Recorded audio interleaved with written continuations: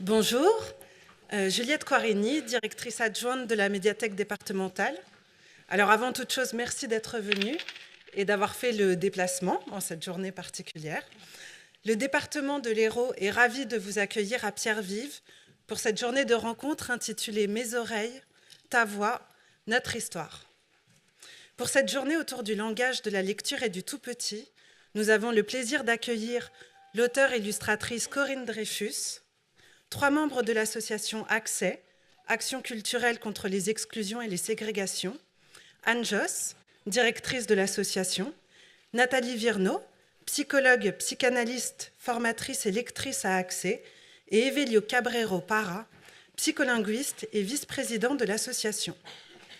Nous accueillons également Anne Mutuel, bibliothécaire jeunesse à la médiathèque de Gignac, Christine Vac, directrice de l'accueil occasionnel collectif de l'espace multi-accueil Eliane Baudouin du conseil départemental, ainsi que Valérie Granier et Cathy Dodu-Galland, bibliothécaire petite enfance de la médiathèque départementale. Cette journée a pu être montée grâce à des collaborations qui nous tiennent particulièrement à cœur. Premièrement, il faut citer le partenariat riche et fructueux que la médiathèque départementale a noué il y a 10 ans déjà avec Accès, qui s'est traduit par la mise en place d'un observatoire autour de la lecture individuelle aux tout-petits dans le département de l'Hérault. L'observatoire se réunit 2 fois par an et consiste en des temps d'échange réguliers entre professionnels de la petite enfance, bibliothécaires du département et membres d'Accès, afin de favoriser l'essaimage de cette pratique qui prend en compte le développement de l'enfant dans son individualité. Mais cette journée est aussi le fruit d'une autre collaboration, du travail réalisé par les membres du comité de pilotage petite enfance qui a été monté en 2018. C'est la nouvelle déclinaison de la labellisation première page de la médiathèque départementale, pour laquelle nous bénéficions du soutien du ministère de la Culture et de la DRAC. Le comité de pilotage rassemble des élus du département, Madame Kalueba Rizolo, présidente de la commission environnement, Monsieur Renaud Calva, vice-président délégué à l'éducation et à la culture, des professionnels de la petite enfance, des professionnels des agences sociales, la responsable formation de la protection maternelle et infantile, une libraire jeunesse, des bibliothécaires du territoire héroltais et évidemment des bibliothécaires de la médiathèque départementale. Là encore, tisser des liens étroits avec nos partenaires, échanger sur nos enjeux respectifs et communs entre professionnels impliqués dans la petite enfance et la lecture fait partie de nos priorités. Car c'est ainsi que nous pouvons au mieux porter nos actions sur le territoire, être à l'écoute des besoins, mais également initier des projets innovants et adaptés. Donc c'est avec ces objectifs que les membres du comité de pilotage construisent ensemble un projet petite enfance qui va rayonner dans le département. Ce travail est basé sur le travail de Corinne Dreyfus et avec son active participation. Nous la remercions encore pour son engagement dans ce projet. Et enfin, je tiens à remercier particulièrement Valérie Granier, qui coordonne le comité de pilotage, Cathy Dodu-Galland, Gwenaëlle Tonnelier, mais également tous les collègues dont l'aide discrète et précieuse a facilité l'organisation de cette journée. Je vous souhaite donc une bonne journée. Merci.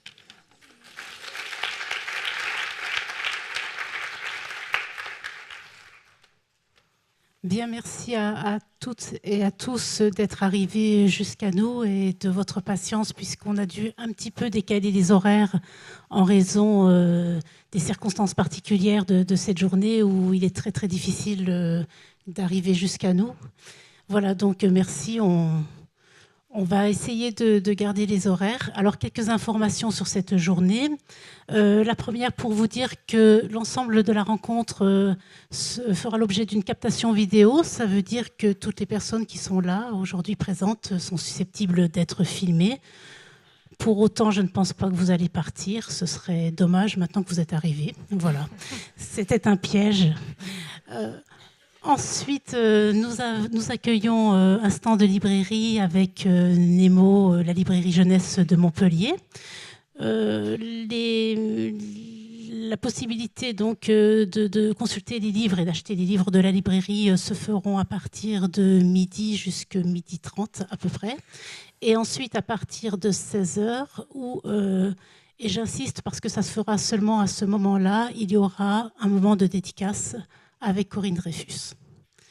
Pour ce qui est du déjeuner, parce que c'est important aussi, donc nous aurons 2 heures de pause et le déjeuner sera libre. Nous reprendrons donc à 14 heures. Voilà, donc maintenant que toutes les informations sont données, je vous propose de nous détendre avec la voix mélodieuse de Cathy Dugalan, bibliothécaire jeunesse, ici à la médiathèque départementale, et qui va apaiser les esprits avec Bébé Chouette. Merci Valérie. Bébé Chouette.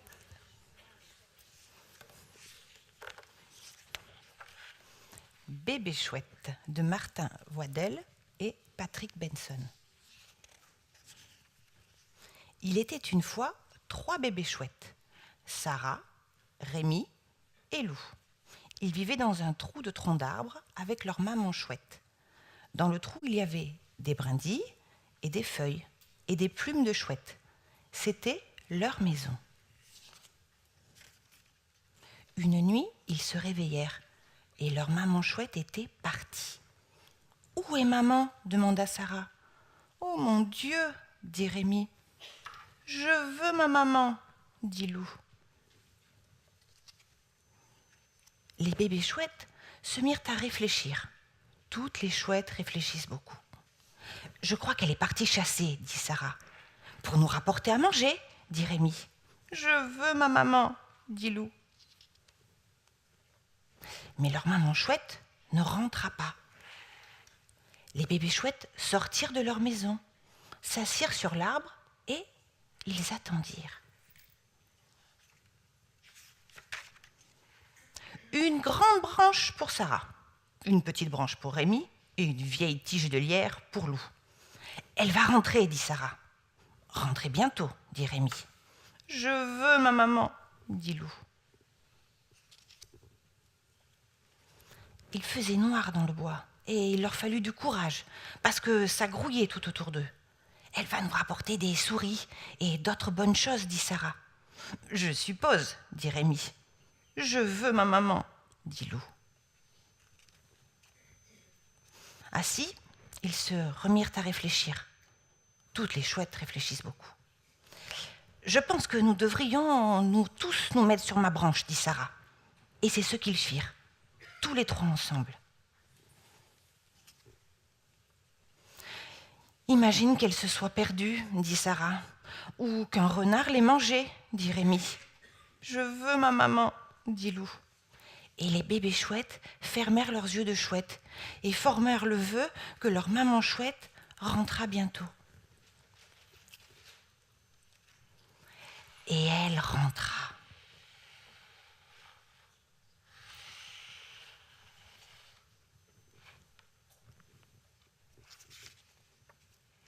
Douce et silencieuse, elle descendit à travers les arbres jusqu'à Sarah, Rémi et Lou.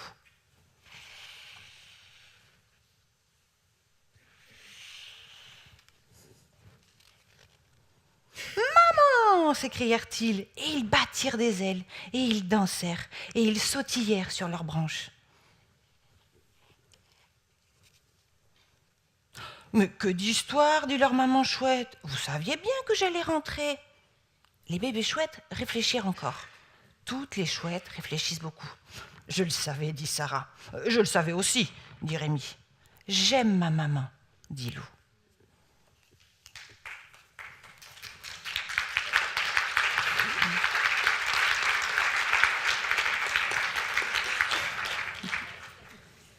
Merci à Cathy pour cette belle lecture. J'en profite pour remercier aussi Guy et Julien, nos régisseurs préférés, qui se sont donné beaucoup de peine pour l'organisation de cette journée et sans qui rien n'aurait été possible. Et Jérôme Riboulet, chef de service, qui nous accompagne toujours sur tous ces événements. Voilà, sans tarder, donc je vais passer la parole à Evelio Cabrero-Parra, qui nous fait l'honneur de venir aujourd'hui à Montpellier et qui assurera la première intervention sur le thème de l'importance du langage et de l'imaginaire dans la construction du tout-petit. Et son intervention sera ponctuée d'observations de Nathalie Virneau, qui nous accompagne avec patience depuis 10 ans tout au long de cet observatoire. Merci à eux.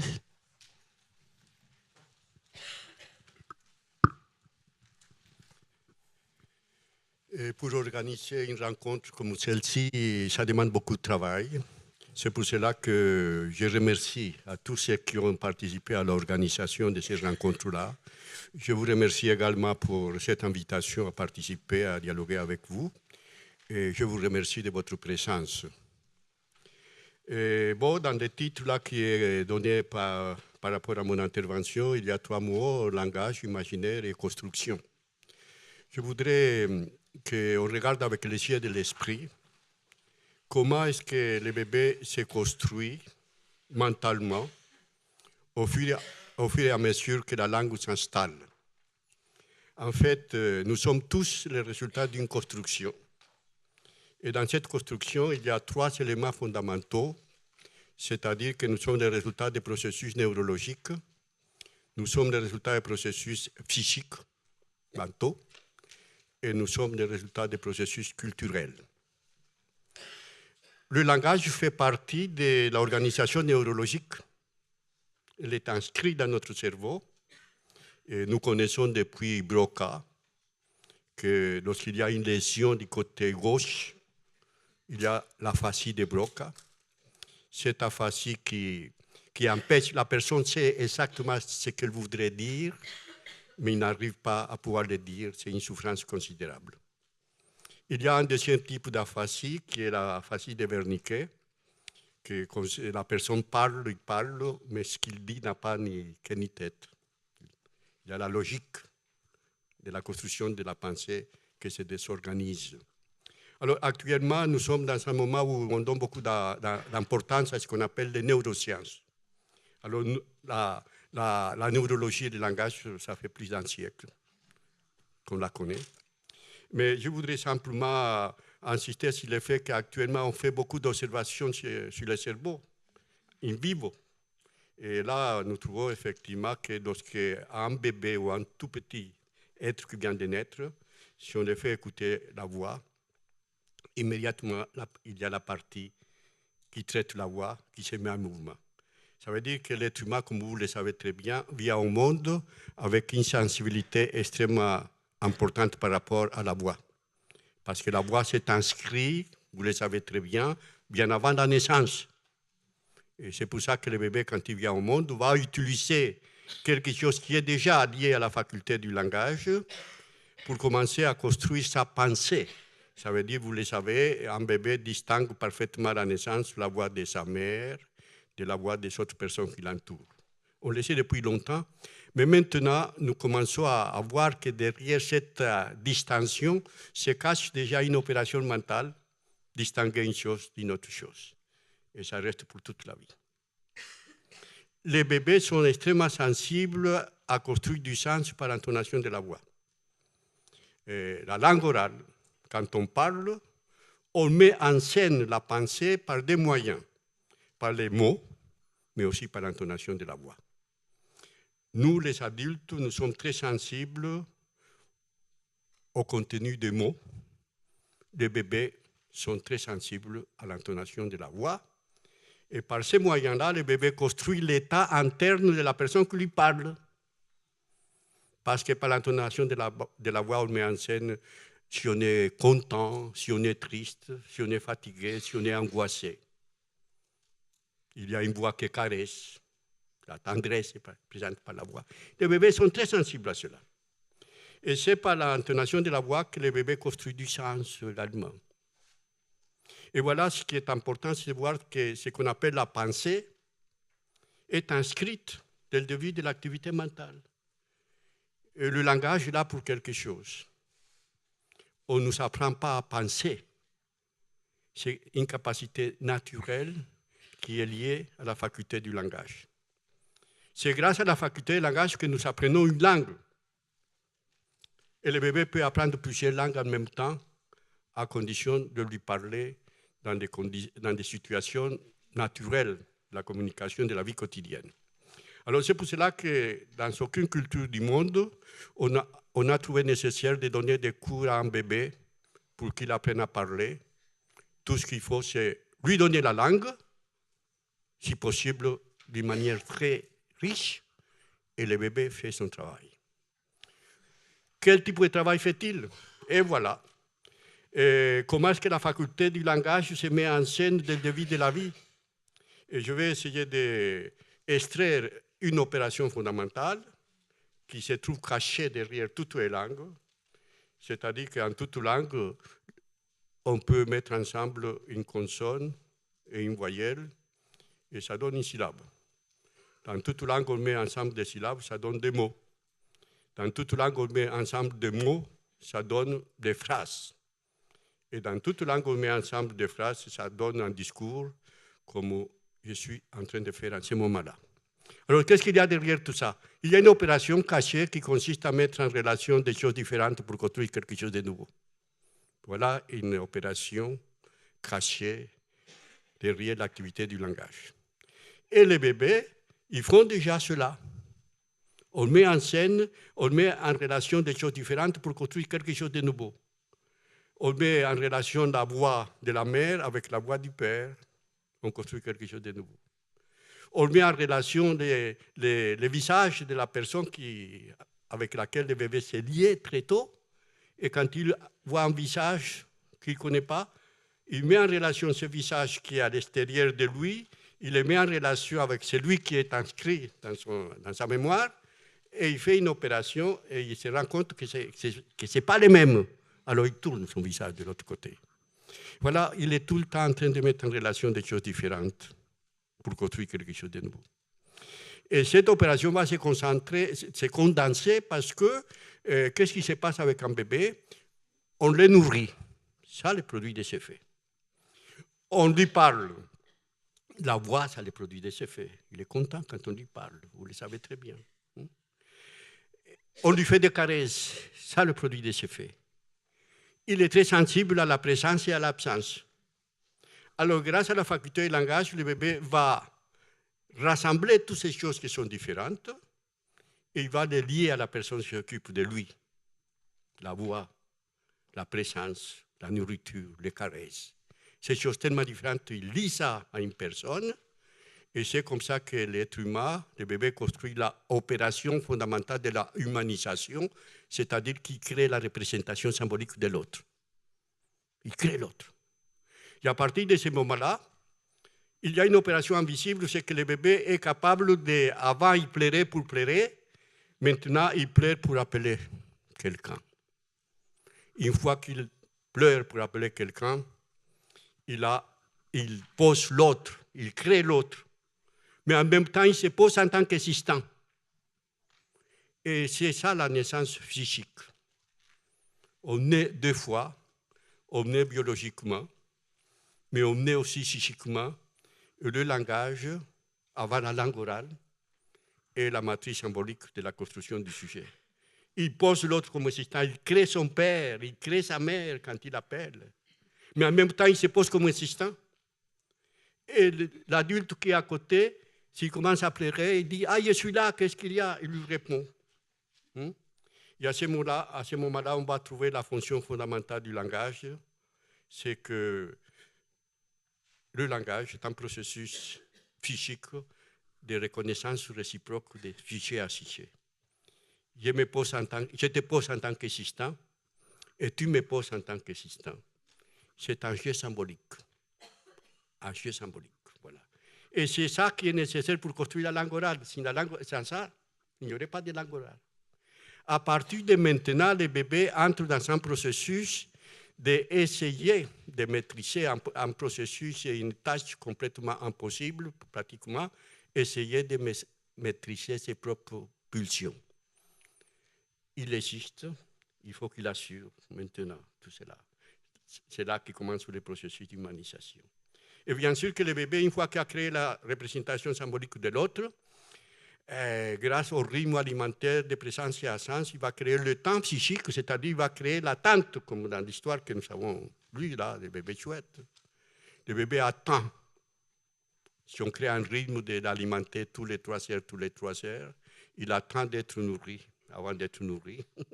Si on le dépose à la crèche tous les matins, 8h, 4h, 8h, 4h, si un jour il y a un embouteillage, qu'on arrive en retard, il n'est pas content parce qu'on a cassé. Les bébés sont extrêmement sensibles à tout ce qui est rythmique. Rythme alimentaire, rythme de présence-absence, rythme de la voix, rythme des caresses, rythme des histoires. C'est pour ça que la voix, à travers des histoires, il y a toute une poésie rythmique, etc. Il y a la musique de la langue. Et voilà qu'il faut donner ça au bébé. Et la vie interne de l'être humain se construit sur la qualité des rythmes qu'il a intériorisés. Et le bébé a une capacité extraordinaire à incarner, se mettre dans son corps, à incorporer et intérioriser tout ce qui est rythmique. C'est pour cela qu'on a une grande responsabilité, quand on est avec les petits, de créer des mises en scène rythmiques et les respecter pour qu'ils puissent les intérioriser.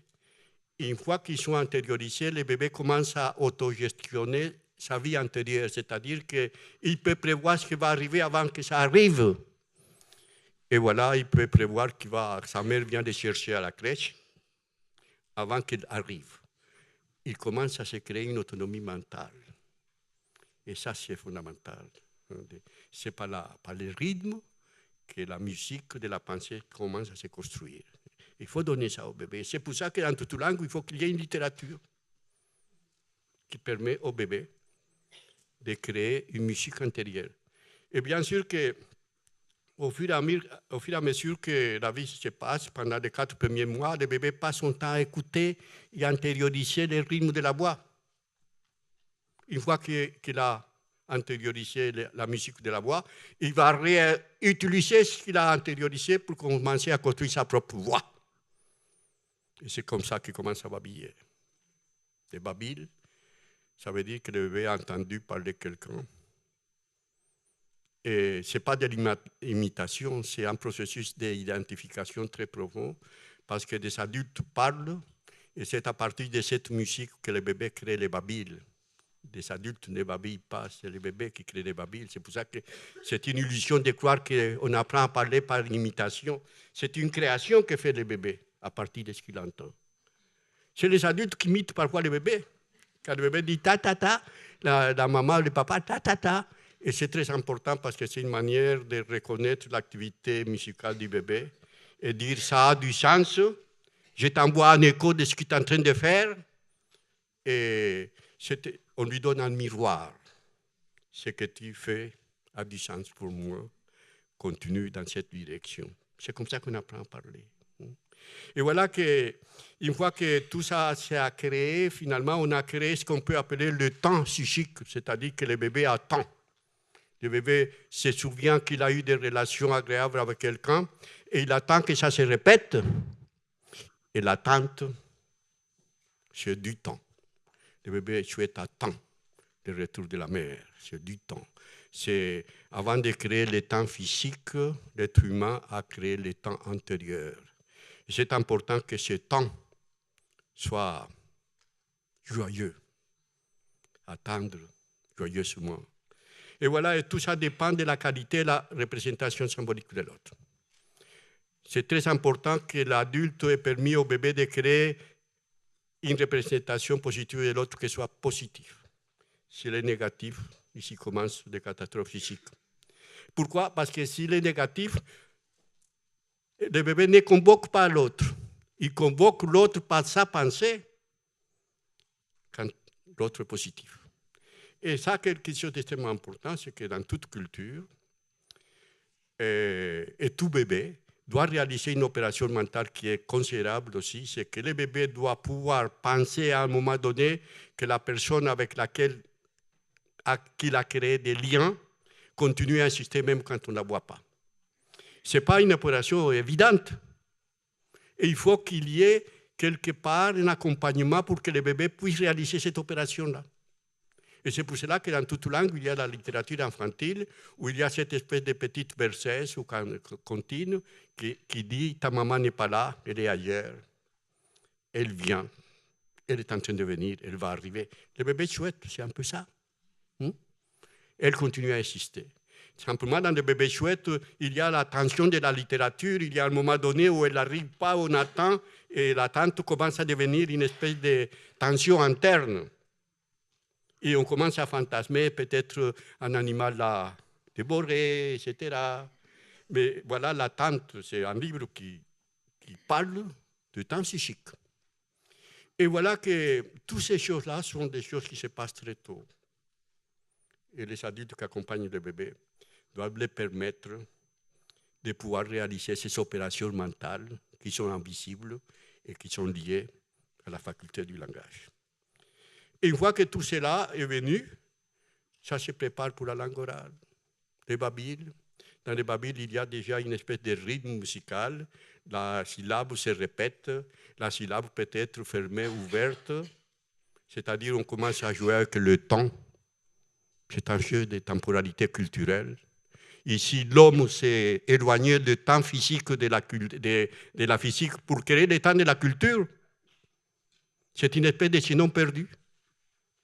La langue orale, c'est une musique socialement partagée. C'est une musique. Nous pensons souvent autour de la langue influencée par l'écriture, mais avant l'écriture, la langue orale se perd avec l'origine de l'homme.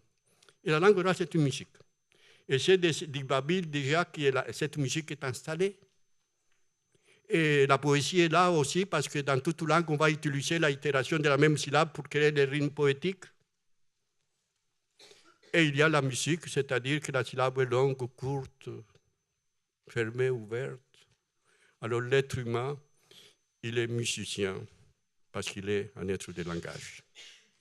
Et c'est comme ça que le bébé va construire très vite le lexique à la fin de la première année. Parce que pour pouvoir assister à l'apparition des premiers mots, il faut que le bébé ait construit un ensemble de représentations mentales. Et il va les construire par rapport à toute l'intersubjectivité qu'il a créée avec ceux qui s'occupent de lui, mais aussi avec l'activité motrice. L'activité motrice qui consiste à sucer les objets, à les taper, à les pousser, à les mordre. Ça lui donne des idées des propriétés des objets. Un objet qu'on mord, un objet qu'on tape, qui produit la musique, etc. C'est pour ça que le bébé, dès qu'il est réveillé, il est tout le temps en train de toucher les choses. Il touche tout le temps pour extraire des propriétés des objets. Une fois qu'il a construit des propriétés des objets, les mots peuvent apparaître. Parce qu'un mot, c'est une représentation de ce qui est construit dans l'esprit. Mais en même temps, le mot va apparaître avec l'acte d'éthique, c'est-à-dire que le bébé commence à montrer tout ce qui l'intéresse dans le monde. Il montre. C'est un moment extrêmement important parce que la première activité motrice était en contact direct avec les objets. Maintenant, il montre à distance. Il réalise un acte symbolique. L'objet qui est montré est séparé de tous les autres objets qui les entourent d'une manière symbolique. On sait à quoi il fait référence le bébé. Vous le savez très bien. Et là, il faut qu'il y ait une générosité de la personne qui est présente parce que le bébé parfois n'a pas encore de mots, et il montre quelque chose qui a produit un événement dans son esprit. Et il le partage avec celui qui est à côté de lui. Et c'est pour ça qu'il ne regarde pas la chose qu'il montre, parce qu'elle est déjà là-dedans, mais il regarde le visage de la personne qui est là pour voir si elle a la générosité de regarder ce qu'il montre. C'est important. Au moins, regarder ce qu'il montre. Parce que c'est une manière de reconnaître son activité de pensée, son activité de création. Il a extrait un objet du monde. Et c'est sur cet objet-là que le mot va se poser. Et c'est pour cela que les adultes qui sont généreux, en plus de regarder ce que l'enfant montre, ils nomment ce qu'il montre. C'est comme ça qu'on commence à entrer dans le lexique de la langue. Ça se fait par une activité partagée. Ce n'est pas que l'enfant commence à regarder, à nommer les choses, non. Voilà, le lexique de la langue s'acquiert par une activité partagée. Les bébés montrent et d'adultes généreux nomment. Il peut aller très loin. S'il montre un oiseau qui arrive au balcon, si c'est un adulte généreux, il va le nommer, mais en même temps, il dit « Qu'est-ce qu'il est beau, ce oiseau, regarde !» Il vole, il est parti, c'est-à-dire qu'il est en train de l'amener loin dans la langue. Une langue orale ne s'enseigne pas, une langue orale se transmet. Ce n'est pas la même chose.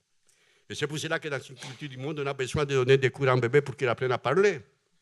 Il faut donner la langue, et il faut donner la langue de la vie quotidienne et la langue de la littérature infantile, la langue des récits, parce que la musique de la langue des récits n'est pas la même que la musique de la langue de la vie quotidienne. Quand je parle oralement, je répète beaucoup, je laisse des phrases inachevées, tandis que quand on raconte une histoire, il y a une musique de la phrase liée à la musique de la pensée, et aussi liée à la beauté de la langue. Par exemple, ici, il y a les passés simples. Dans la bébé chouette, vous ne pouvez pas parler au passé simple dans la vie quotidienne. Si on arrive dans un bar et je me mets à parler au passé simple, ils vont dire les pauvres n'ont rien compris de la langue française. Et si vous le faites, ils vont dire que vous êtes un peu fou. Voilà, c'est-à-dire le passé simple fait partie de la musique de la langue française d'une précision, d'une beauté incroyable. Et si vous changez les passés simples par un passé composé, vous savez casser quelque chose. Et voilà. Et on n'a pas besoin de donner d'un cours de passé simple à un bébé. Si vous voulez raconter des histoires, quand il commence à raconter des histoires, il va parler au passé simple en histoire. Il est parfois un peu trahi par la irrégularité des verbes, comme apparaît là dans les petits articles qu'on a écrits dans les parler bambins, il va dire « les lapins partent ». Voilà. Et si on attend l'école pour apprendre le passé simple, c'est un peu trop tard. Le passé simple fait partie de la musique de la langue, et ça se transmet naturellement, à condition de donner. Et c'est pour cela que la lecture à haute voix, des textes littéraires de qualité, c'est fondamental pour donner au bébé la possibilité d'avoir un déploiement de la langue orale de la manière la plus riche possible. Une langue ne se laisse jamais maîtriser complètement. Une langue donne un travail à l'infini. Et plus on donne de la langue orale diversifiée au bébé, plus on est en train de lui donner une possibilité de vie mentale extrêmement élargie. Et moi, je trouve extrêmement important cela, parce que je pense que le destin individuel et social de l'être humain se réalise dans la langue. J'ai une phrase un peu que je la répète parfois, et je pense que l'être humain sort du ventre de la mère pour entrer dans le ventre de la langue orale. Et de ce ventre, il ne sort jamais. Et c'est dans ce ventre-là qu'il se réalise son destin individuel et social. Savoir bien parler, savoir écouter, savoir comprendre un texte, parce que la langue orale va apparaître tout le temps à l'école, y compris quand on fait les mathématiques, la chimie. Comprendre. La langue orale, c'est ce qui donne la possibilité à l'être humain d'avoir une vie sociale et individuelle extrêmement riche. Et voilà que nous avons cette obligation-là, tout père et toute mère, pour compléter le processus de la procréation, en plus de donner la vie biologique, doit transformer les infants, doit transformer le bébé en être de langage, il doit l'inscrire dans une culture, et l'inscription dans une culture se fait par la transmission de la langue orale. Parce que la langue orale contient la culture. Et c'est parce qu'il la contient qu'elle peut la transmettre. La langue orale recrée la culture. La langue orale maintient la culture en vie. Et voilà l'importance de la langue orale. Je considère que j'ai passé ma vie à réfléchir sur le langage. Et chaque fois qu'on crée une théorie linguistique, j'ai fait l'enseignement pendant 37 ans et demi à l'université. Et chaque fois qu'on crée une théorie linguistique pour essayer d'expliquer une langue, la langue est là pour nous dire votre théorie ne marche pas, il faut encore travailler. Et c'est de là que je me suis intéressé à ce phénomène de la langue orale. Comment se fait-il qu'un bébé soit capable de faire ce que la science ne peut pas faire, expliquer une langue. Et voilà, c'est pour ça que je suis là aujourd'hui avec vous, c'est-à-dire d'insister sur cette importance de la langue orale, parce que finalement, une fois que le bébé commence à produire son lexique, après avoir construit des représentations mentales, Ici apparaît encore une fois une opération fondamentale qui consiste à créer une représentation à partir d'une représentation. Et voilà que cette opération-là, c'est spécifique du langage. Les animaux créent des représentations, mais bien sûr, mais il ne peut pas les nommer. Alors, l'être humain a cette capacité bizarre, grâce à la langue orale, qu'une fois qu'on a une représentation dans l'esprit, on peut la mettre en scène par les mots. Et déjà, la mise en scène était présente dans l'acte de montrer, l'acte d'éthique, de montrer du doigt. À partir de ce moment-là, l'être humain se transforme dans un metteur en scène qui s'ignore. On met en scène par les mots. Les mots sont le théâtre universel de la mise en scène de ce qui se passe à l'intérieur de la psyché humaine. C'est un théâtre universel. Mais on met en scène aussi par la musique. On met en scène par l'art, par la littérature, par la poésie. On met en scène par la violence. On met en scène par la maladie psychosomatique. Nous sommes des metteurs en scène. C'est toujours un langage adressé à un autre extérieur ou à l'autre intérieur. Et une fois que le bébé a construit la représentation symbolique de l'autre, on devient mendiant de l'autre. Parce que tout ce qui est fondamental de l'espèce humaine, que l'amour, parce qu'il y a l'autre, la haine, parce qu'il y a l'autre, les sentiments d'abandon, comme dans des bébés chouettes, les bébés chouettes ont peur d'être abandonnés, parce qu'il y a l'autre, la perpétuelle demande de reconnaissance, parce qu'il y a l'autre. Voilà, c'est cet autre-là qui se construit, se fortifie. Et il n'est jamais définitivement construit, il est fragile. Et le langage est là pour alimenter cela, parce que finalement, c'est grâce à la représentation symbolique de l'autre qu'on va s'adresser à quelqu'un qui est à l'extérieur à travers la langue orale. Mais en fait, on va chercher à notre extérieur parce que l'autre existe dans l'esprit. Et effectivement, j'apprends à parler parce que j'ai entendu parler mes parents ou ceux qui m'entourent. Je volais quelque chose qui appartenait à eux et je l'utilisais pour construire ma voix. La voix à travers la langue orale. C'est une chose que nous croyons être la chose la plus personnelle. C'est quelque chose qui se transmet de génération en génération. Et l'histoire des langues même est comprise là-dedans, c'est-à-dire que le latin a produit le français, l'espagnol, le portugais, etc. Mais c'est une musique qui se transforme en une autre musique. Alors c'est la voix humaine qui voyage à travers le temps et l'espace, qui crée des langues, qui passe d'une musique à une autre, comme moi j'ai construit ma voix, ma musique de ma voix, à partir de la musique des personnes qui m'ont parlé. Et c'est là qu'il y a un mystère extraordinaire du langage. Dans la voix, il y a la présence symbolique de l'autre, de celui qui nous a donné accès à la musique de la langue orale. Et c'est pour cela que l'être humain peut se parler à soi-même, parce qu'il y a un autre qui fait partie de lui-même. Il y a un alter ego, un ego et un alter ego, comme disait le latin. Si on ne pourrait pas se parler à soi-même, on deviendrait fou. Et on utilise probablement plus cette langue intérieure que la langue de la vie quotidienne. Et là, on crée le mystère du langage. C'est que le langage est un compagnon interne.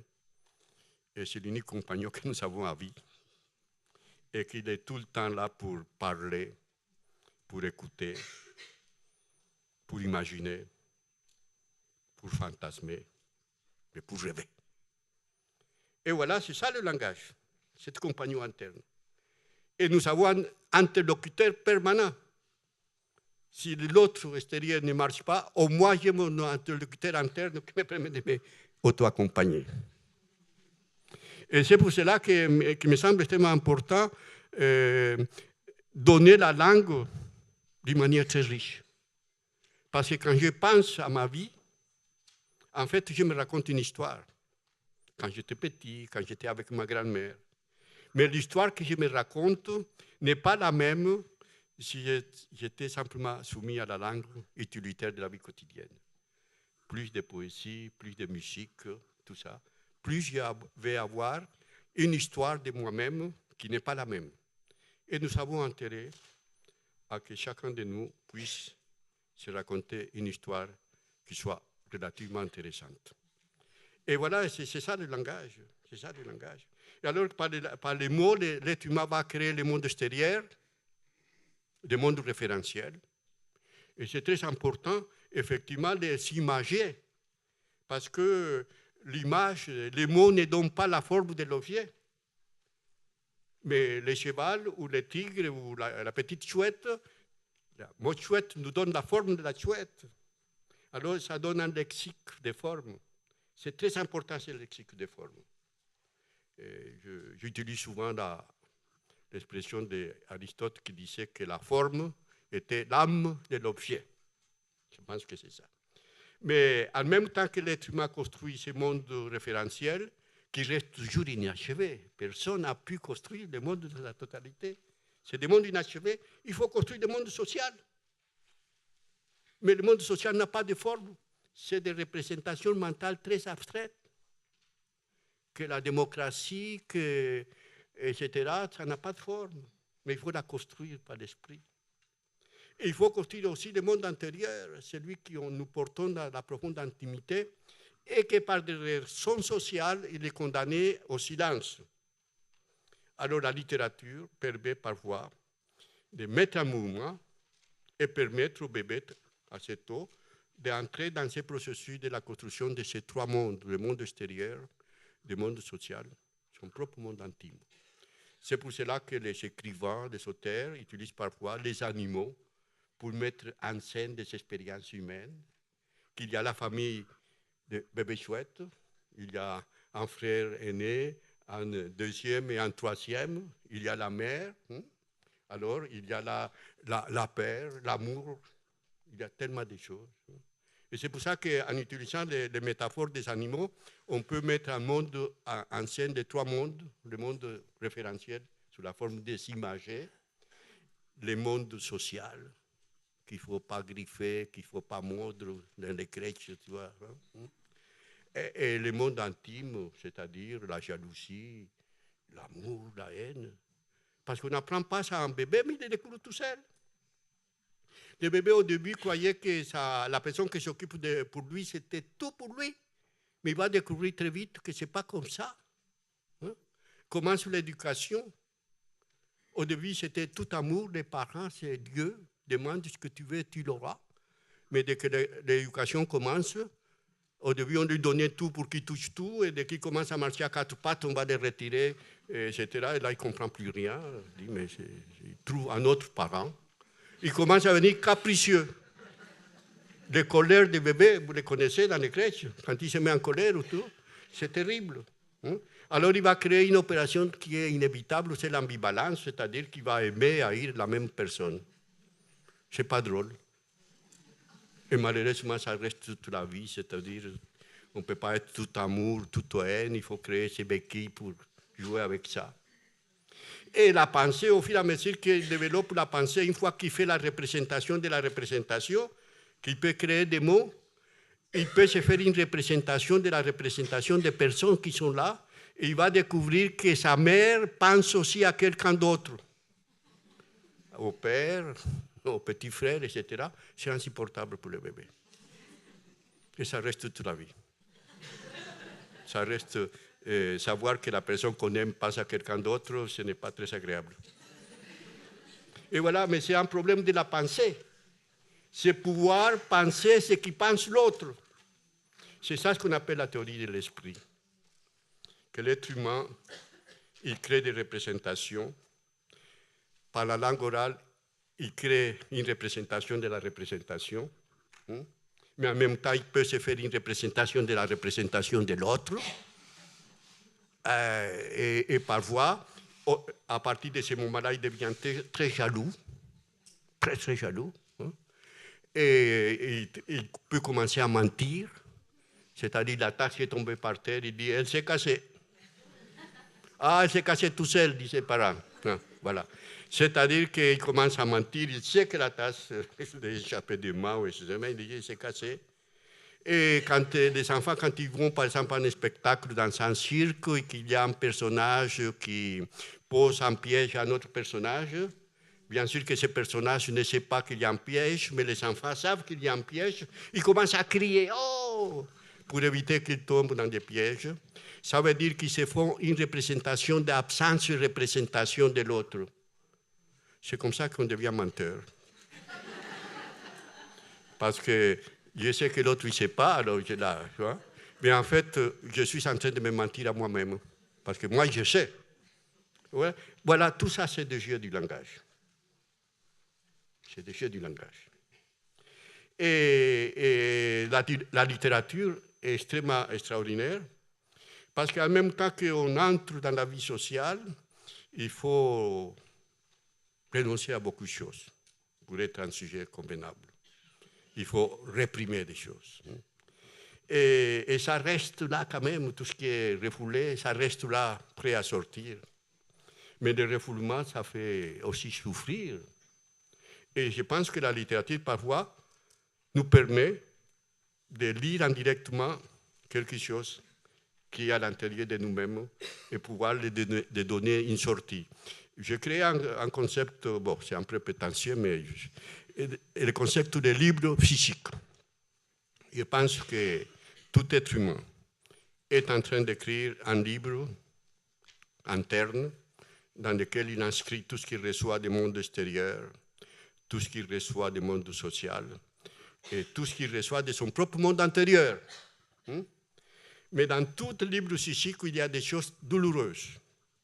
Il n'y a pas un seul livre psychique qu'on puisse dire « Ah, moi, tout est beau, tout est agréable ». Non, il y a la souffrance dans tout livre psychique. Et c'est ça le refoulement parfois. Et je pense que les livres qu'on peut prendre avec les mains, avec ces livres qu'on peut tourner dans tous les sens, ces livres qui contiennent toutes les cultures du monde, me permet parfois de lire indirectement ce que je n'arrive pas à lire directement de mon monde interne. Et je pense que c'est ça une fonction de la littérature. Nous permettre, par l'identification des personnages, penser parfois ce qui n'est pas autorisé à être pensé. C'est assez libératoire finalement. Je pense que la littérature, je pense vraiment que la littérature est le poumon de la psyché. C'est quelque chose qui permet à l'être humain de respirer. Et ça nous permet de penser des choses qui sont parfois interdites socialement, tout ce qui passe par l'esprit, etc. Et la littérature, ça passe discrètement. Ce n'est pas moi, c'est un personnage. Je peux faire voyager mes désirs à travers des personnages sans faire mal à personne. Et c'est pas mal tout ça. C'est pas mal tout ça. Et ça me permet de respirer psychiquement. Et je n'ai pas besoin de dépenser une énergie incroyable pour éviter que le refoulé sorte, parce que le refoulement sort évaporé. Et on a intérêt à cela, pouvoir utiliser notre vie psychique pour faire d'autres choses que pour être tout le temps en train de guetter pour que le refoulement ne se manifeste pas. Et je pense que c'est le rôle de la littérature. C'est pour ça qu'il faut donner beaucoup d'histoires aux enfants. Que il y a la jalousie, il y a l'amour, la haine, tout ça, c'est dans le livre. Il y a la joie, il y a la souffrance. Et voilà, par rapport à la souffrance, une fois que le bébé a créé son lexique, vers l'âge de 3 ans, il y a quelque chose qui apparaît par l'appropriation de la langue orale, c'est-à-dire que les enfants vont commencer à construire des énoncés à 2 mots. Et comment commencent les énoncés à 2 mots? Ils commencent par la négation. Le bébé va boire son jus d'orange et quand il a fini, il a dit « A pu, regarde, encore ». C'est « a pu », c'est fondamental. Et c'est unique, c'est-à-dire la langue française nous met à la portée de l'esprit une opération extrêmement fondamentale parce qu'avant, on pouvait montrer la présence des objets, on pouvait nommer la présence des objets. Maintenant, on nomme l'absence avec l'appui. Mais l'appui a l'avantage, c'est-à-dire que quand je dis appui, je dis en même temps, il y avait quelque chose qui était présent avant et maintenant est absent. Il y a une condensation d'un dialogue entre la représentation de la présence et la représentation de l'absence. Et le bébé, quand il y a quelque chose qui tombe par terre, il le cherche, il ne le trouve pas, il dit « pas là, bas là ». Le mot « pas » en français, on ne peut pas l'utiliser tout seul. On ne pouvait pas dire pas tout seul, ou dites non tout seul, mais pas tout seul. Pas implique déjà une syntaxe, il implique d'autres mots. On dit pas moi, pas toi, pas bon, même pas mal, comme disent les enfants. Voilà. Veux pas beau, etc. Voilà. Ici, on a accès à une nouvelle opération mentale, c'est-à-dire qu'on peut nommer ce qui est absent. Et je pense qu'à partir de ce moment-là, le bébé est déjà un adulte, parce que la vie mentale à travers du langage, c'est un jeu permanent de la désignation de la présence psychique et de l'absence psychique. Et chaque fois que je parle, ces deux opérations sont en train de dialoguer. Je veux dire, par exemple, si j'avais le temps, je vous parlerai longtemps, ça veut dire que le temps commence à s'appauvrir. Je commence à annoncer l'absence de mon discours. Ou hier, j'ai failli acheter un livre, ça veut dire que je ne l'ai pas acheté. J'ai failli tomber, ça veut dire que je ne suis pas tombé. Je vais aller au cinéma, ça veut dire que je ne suis pas encore en train d'aller au cinéma. Etc. Et si on se mettait à regarder, chaque fois que nous parlons, c'est un jeu permanent entre la représentation de la présence et la représentation de l'absence. Il faut alimenter la représentation de l'absence, paradoxalement, parce que c'est l'imaginaire linguistique qui apparaît. Et grâce à la représentation de l'absence, le langage peut nommer ce qui n'existe pas pour le faire exister. Et c'est ça le personnage de la littérature. Créer des personnages qui n'existent pas, mais une fois qu'ils sont créés, ils existent pour toute l'éternité. C'est aussi les noms qui portent l'être humain. Une fois qu'on lui donne un nom, même le nom et le prénom continuent, même quand le sujet qui les porte, il est parti. Et voilà, c'est cette espèce de pouvoir impressionnant du langage de pouvoir faire exister ce qui n'existe pas. C'est du symbolique, mais c'est comme ça. Mais il peut aussi faire disparaître symboliquement ce qui existe, les romans policiers, tant d'autres choses. Mais il peut faire exister d'autres romans, ce qui a été déjà pensé. C'est pour ça qu'on peut faire des romans sur l'amour, ou sur la démocratie, ou sur la justice. Et c'est des sujets qui ne s'épuisent jamais. Voilà les trois opérations imaginaires propres du langage à travers les langues, pouvoir nommer ce qui n'existe pas pour le faire exister, faire disparaître symboliquement ce qui existe et faire exister autrement ce qu'on a déjà pensé. Et c'est ça la littérature, c'est ça le langage. Malheureusement, une fois que le bébé a accès à ces opérations-là, il commence aussi à avoir accès à l'opération mentale inévitable d'avoir des aperçus de sa propre absence. Et c'est là que commence une souffrance très particulière du bébé, parce que on cache au bébé le fait d'être mortel, mais le bébé le découvre tout seul par l'appropriation du langage, de la langue orale, la représentation de l'absence. Et ça, c'est là que commence le cauchemar vers l'âge de 2 ans. La négation s'installe vers l'âge de 2 ans. Et à partir de ce moment-là, les bébés deviennent assoiffés des mots. Il faut créer des objets antérieurs. Et c'est pour ça qu'en toute la culture, il y a des histoires pour accompagner les bébés pour dormir. Et les cauchemars deviennent extrêmement fréquents à ce moment-là. Et les monstres apparaissent. C'est pour ça que la littérature doit créer des monstres, parce que les monstres, c'est déjà le résultat d'un travail incroyable pour essayer de donner des sens à quelque chose qui n'a pas de sens, quelque part comme ça. Et comme le bébé n'a pas encore la culture, il faut lui donner la culture, parce que la culture vient là pour créer un filtre contre l'angoisse que le bébé est en train de vivre. Il ne faut pas laisser le bébé tout seul à ce moment-là, il faut l'accompagner. La lecture à haute voix à ce moment-là devient un accompagnement. C'est une manière de dire, bon, tu n'es pas tout seul. On va lire de belles histoires pour voir si on évite tous les cauchemars pour passer au rêve. Et une culture, c'est ça, une culture, ce n'est pas un savoir pour dominer l'autre. Une culture, c'est un savoir pour faire que la vie individuelle et sociale soit possible, et si possible, qu'elle soit intéressante. Voilà, maintenant je donne la parole à...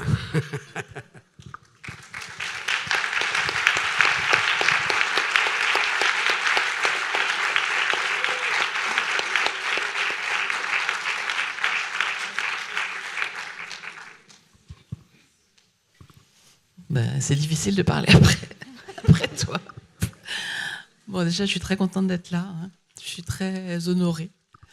Donc, je vais essayer de faire une courte présentation pour illustrer ou pour dialoguer un peu avec ce qu'a dit Evelio, qui va prendre la forme de ce qu'on fait à l'Observatoire. On va vous parler de l'Observatoire cet après-midi, qui est donc notre lieu de partenariat entre Accès et la médiathèque. Donc ça va prendre la même forme, c'est-à-dire qu'on va aussi lire les albums. C'est Cathy qui va lire les albums, de façon à ce que chacun d'entre nous puisse se représenter les choses.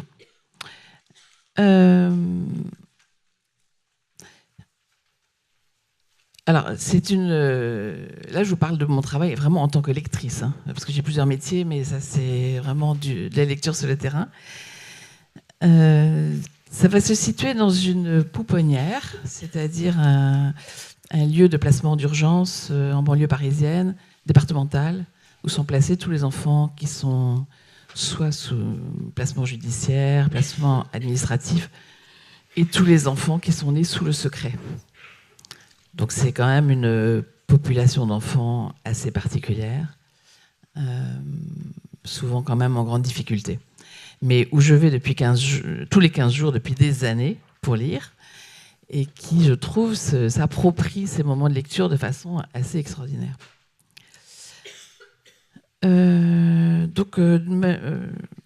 Chaque fois, j'apporte 80 albums. Je vous donne un peu de détails pratiques parce que ça compte. 80 albums très divers que je mets par terre, partout. C'est dans une grande salle d'activité. Ça s'appelle la salle de psychomotricité. Il y a plein de jeux, il y a plein de choses. Il y a la cuisine, les voitures, enfin voilà. On retire juste les jeux trop bruyants, tout ce qui est sirène de pompiers, tout ça. Bon, c'est peut-être pas utile, mais sinon, il y a vraiment possibilité de jouer à plein de choses. On a aussi un mélange des âges, hein, ce qui est très, très favorable et rend les choses beaucoup plus faciles. Je sais que c'est difficile dans les crèches, mais là, on l'a et c'est vraiment bien. C'est vraiment beaucoup mieux de lire pendant 1h30 à tous les âges mélangés que de lire une demi-heure dans chaque section. Ça n'a rien à voir. Et puis l'intérêt des uns porte l'intérêt des autres. Enfin, tout ça, c'est... Alors, la particularité de cet endroit, c'est quand même qu'il y a beaucoup d'adultes pour lire, parce que comme c'est un lieu de placement, certains des enfants viennent d'arriver la nuit précédente, ou oui, enfin, c'est un peu quand même particulier. Donc il faut qu'il y ait, disons, une référente de chaque unité. Donc souvent, on est quand même 3 ou 4 à lire pour pas beaucoup d'enfants. Mais, donc c'est un peu particulier. Mais encore une fois, ce sont quand même des enfants qui sont... Là, pour le coup, l'absence, c'est quelque chose de cruellement vécu. Donc, comme toujours, nous, notre manière de faire, les enfants sont complètement libres de faire ce qu'ils veulent. Hein. Ils vont jouer, ils font autre chose, ils demandent une lecture. Donc là, j'ai choisi de vous parler d'un petit garçon de 2 ans et demi. Donc, c'est quand même un grand bébé pour nous, mais bon. Et un petit bout de matinée comme ça, juste pour vous décrire. Donc, je l'ai appelé Pablo. Et c'est un grand amateur d'histoire. Il est arrivé il y a 9 mois. Il ne parlait pas du tout français. Et il s'est tout de suite saisi la proposition de lecture. C'était un peu étonnant parce que... Bon, moi, j'ai l'habitude que les enfants ne me parlent pas parce qu'ils sont souvent trop petits, puis ils ne me connaissent pas forcément. Donc, voilà. Donc, il me reste juste à imaginer ce qu'ils peuvent comprendre, pas comprendre, ressentir, tout ça. Lui, donc, je savais par ailleurs qu'il ne parlait pas du tout français. Mais il demandait des histoires et souvent des choses assez compliquées. Mais il donnait toujours l'impression qu'il cherchait quelque chose. Et ça me faisait penser à ce que disait Evelio tout à l'heure sur les enfants le langage qui permet de prendre des éléments différents et d'en faire quelque chose de nouveau. Une espèce de création, et je trouve que là, on la voit quand même assez à l'œuvre. Donc il y a toujours l'impression de chercher quelque chose. Et même au tout début, quand il venait d'arriver, en fait, d'abord, il ne jouait pas. Et puis, il allait vraiment choisir ses albums. Souvent, il allait à l'autre bout de la pièce, il soulevait des couvertures, hop, il en apportait un. Et en fait, assez rapidement, il a commencé à essayer de parler. Avec 2 passions, les pompiers et les trains. Très classique. Vraiment des passions. Alors, les trains, ce qui était aussi spécial, c'est que il nommait comme train en désignant chaque fois qu'il y avait une succession d'éléments un peu identiques, collés les uns aux autres. Il disait train, train, train. Bon, un collier de perles, ça pourrait être un train, oui. Enfin, un collier un peu stylisé, ça pourrait être un train. Bon, et bon, bien sûr, moi, dans ma manière de travailler, je n'ai jamais dit, ben non, mais ça, c'est pas un train, c'est une succession de beaucoup, je sais pas, enfin. Donc, train. Il en trouve partout, des trains. Et ce jour-là, donc, il vient vers moi. Il s'est déjà fait lire pas mal d'albums par d'autres personnes, notamment Un train passe, qui est quand même sa grande passion, qui est aussi, disons, à cette époque-là, en tout cas, un livre qui était énormément lu, parce qu'il y a aussi un effet un peu de culture dans les lieux. Enfin, vous connaissez ça sûrement. À partir du moment où quelques enfants s'intéressent à un livre, souvent les autres ont très envie de s'intéresser aussi. Donc, il s'est fait lire Un train passe, il s'est fait lire... Et donc, oui, il s'est fait lire Un train passe. Et je note, parce qu'à la fin de la lecture, on prend toujours un petit temps d'échange pendant une petite demi-heure, à 2 ou à 3, pour essayer de se remémorer ce qui s'est passé. Et Un train passe, c'est le tout premier livre que je lui ai lu quand il est arrivé.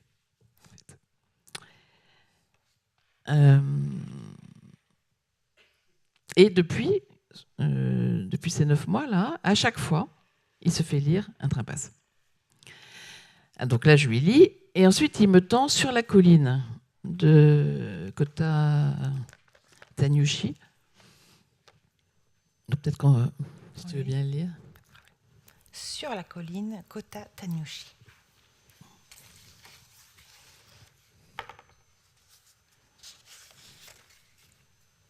C'est le printemps. Tout est si clair et si blanc.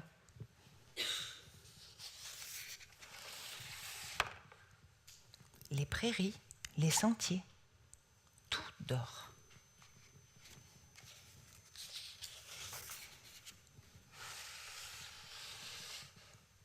Par ici, dépêchons-nous, elle nous attend.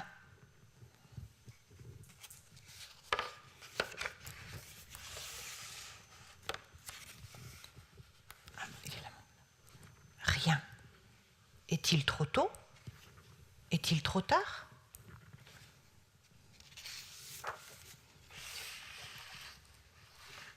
Non, la voilà. Je l'entends.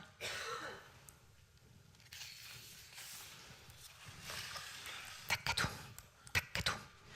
C'est la chanson du train.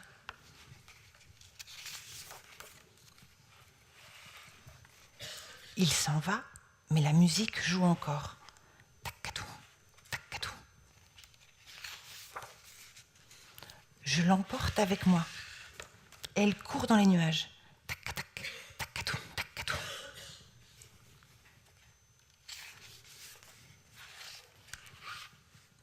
Elle emporte la ville et le train des maisons fait tacatou, tacatou, tacatou. J'arrive, maman, je rentre à la maison. Je rêve cette nuit et demain, j'irai écouter la chanson du train. Tac-tatou, tac-tatou, tac-tatou.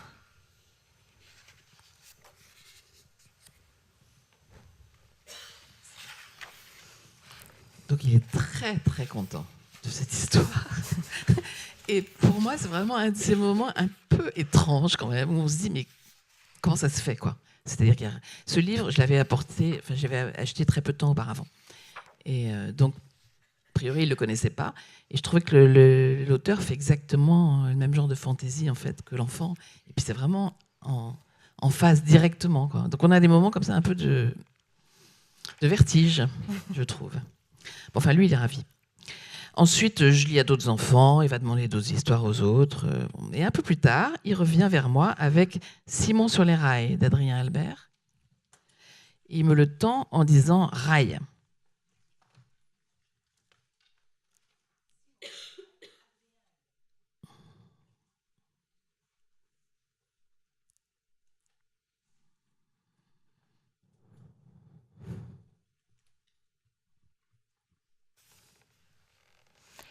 Depuis le début de l'été, Simon travaille dans une fabrique de marteaux. Avant, il allait à l'école. Maintenant, il a un métier.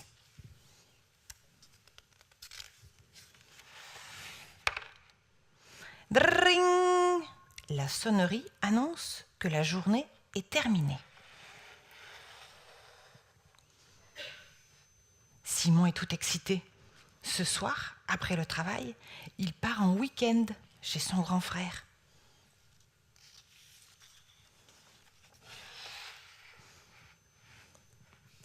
Simon ne voit pas son grand frère très souvent.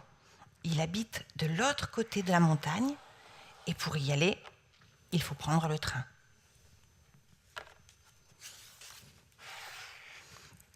Mais grâce à l'argent qu'il a gagné, Simon va pouvoir acheter un billet et faire le voyage. Pas de train. Malheureusement, l'employé des chemins de fer annonce que le train du soir est annulé.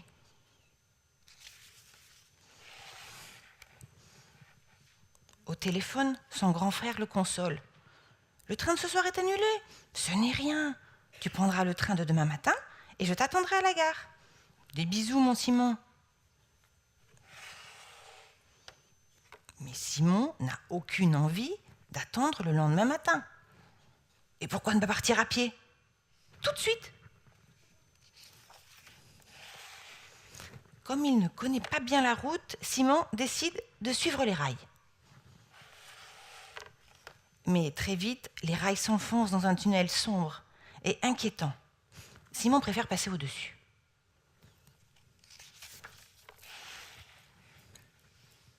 Simon grimpe. S'il ne se trompe pas de chemin, il devrait arriver avant le train du matin.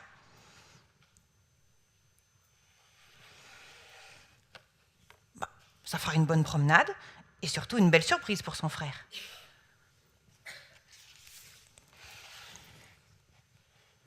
Soudain, la nuit est tombée. On n'entend plus un bruit. Et si cette promenade était une mauvaise idée? De toute façon, il est trop tard pour faire demi-tour. Simon doit faire ce qu'il a dit qu'il ferait.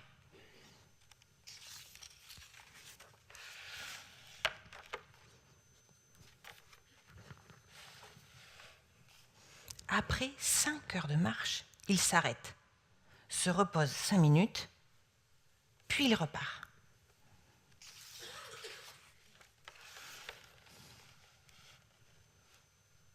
Le jour se lève. Simon a tellement marché qu'il ne sent plus ses pattes. Mais le village de son frère et la gare apparaissent enfin. Tchou! Ah ben zut! Voilà déjà le train du matin. Le grand frère de Simon doit déjà être à la gare et la surprise risque d'être ratée. Et vite! 5, 4, 3, 2, 1.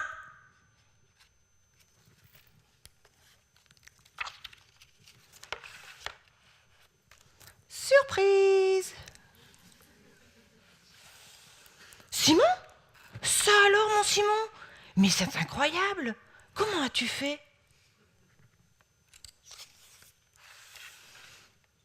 Sur le chemin qui mène au village, il croise 2 amis du grand frère de Simon. Ces amis ont une camionnette. Il leur propose de monter à l'arrière. C'est une chance. Simon n'aurait pas pu faire un pas de plus. Voilà, cette histoire lui plaît aussi énormément. Pour moi, c'est toujours aussi mystérieux parce que quand même, sur la couverture, certes, il y a des rails, mais et c'est aussi un livre que je venais d'apporter. C'est la première fois que je l'apportais en fait là-bas. Mais alors, à la double page, en fait, où il s'arrête, qui est une double page d'ailleurs très différente des autres, là, le petit Pablo me pointe la lune. Et dit lune.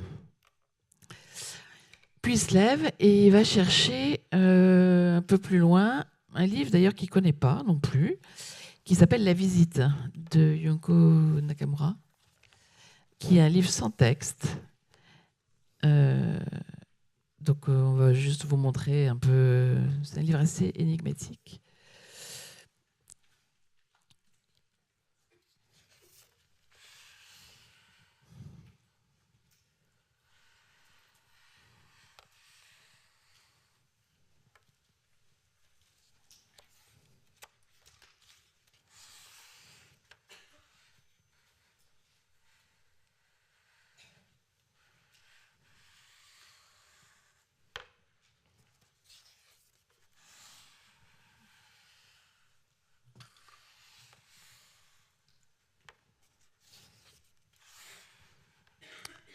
Donc il commence à faire nuit en fait dans l'histoire, et lui il commence à dire il n'y a pas la lune.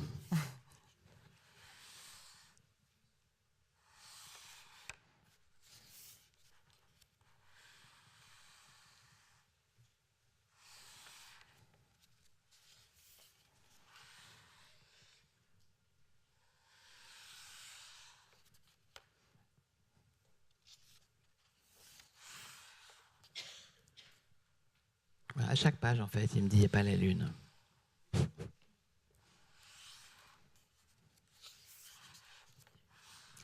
Et notamment là où, bon, alors on voit pas très bien avec l'épiscope, mais cette illustration, elle fait quand même très clairement référence à Bonsoir Lune, hein, de Margaret Wise Brown, sauf qu'il n'y a pas la lune, en effet.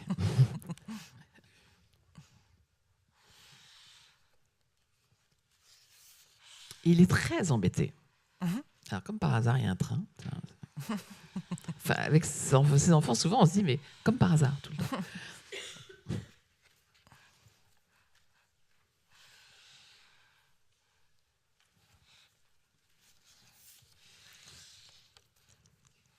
Alors en fait, il est tellement embêté quand même, parce que donc moi, même, enfin, notre manière de travailler à Accès, et on a des raisons pour ça, c'est de rester quand même très en retrait, notamment de ne pas répondre aux questions, parce qu'en général, les questions, les enfants les résolvent tout seuls, ils construisent quelque chose.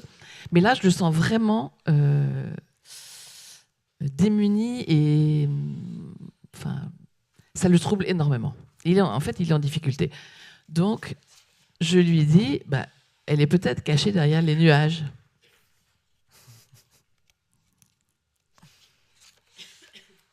Donc on regarde l'histoire jusqu'à la fin.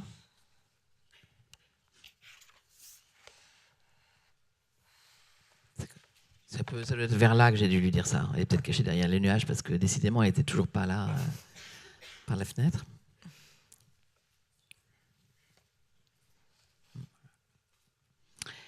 Alors il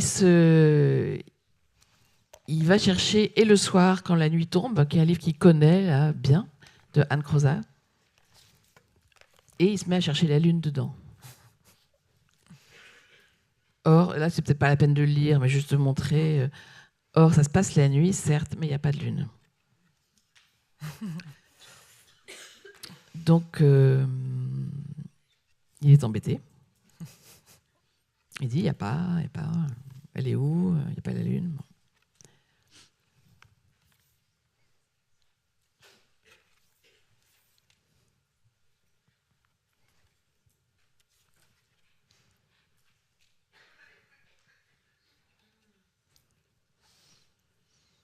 Et là, il se lève et il va trouver Quand tu dors, de Delphine Chedru. Et là, il est content parce que sur la couverture, il y a la lune. Donc, il me montre la lune, il me dit, il y a la lune. Ouf. Et on se met à lire ça. Et en fait, à chaque... Je te laisse le lire peut-être. Quand tu dors, de Delphine Chedru.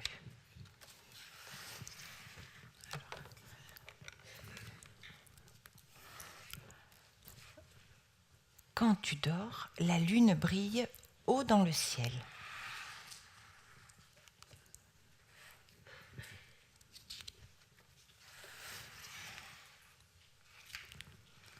Le métro circule.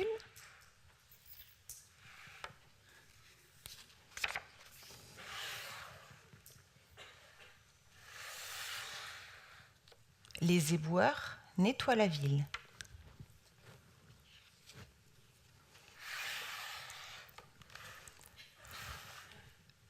Le gardien du musée fait sa ronde.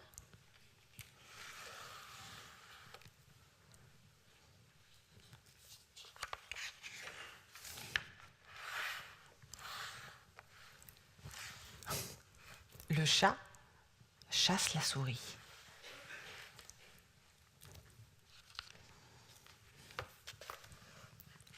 Et le gendarme chasse le voleur. Les chauves-souris flânent au gré du vent. L'astronome éveillé observe le ciel étoilé.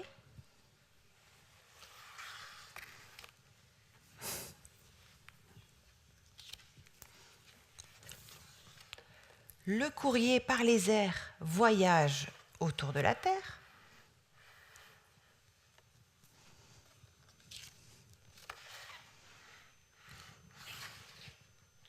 Le marché s'installe.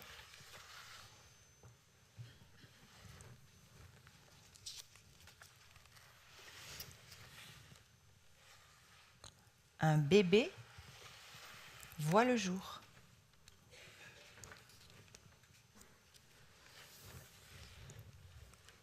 L'oiseau chante, le soleil se lève.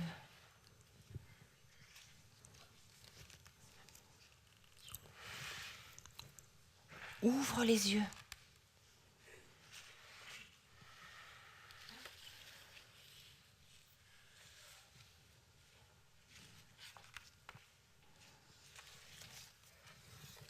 Alors dans cette lecture, à chaque page où il y a la lune, il me montre la lune, il dit lune.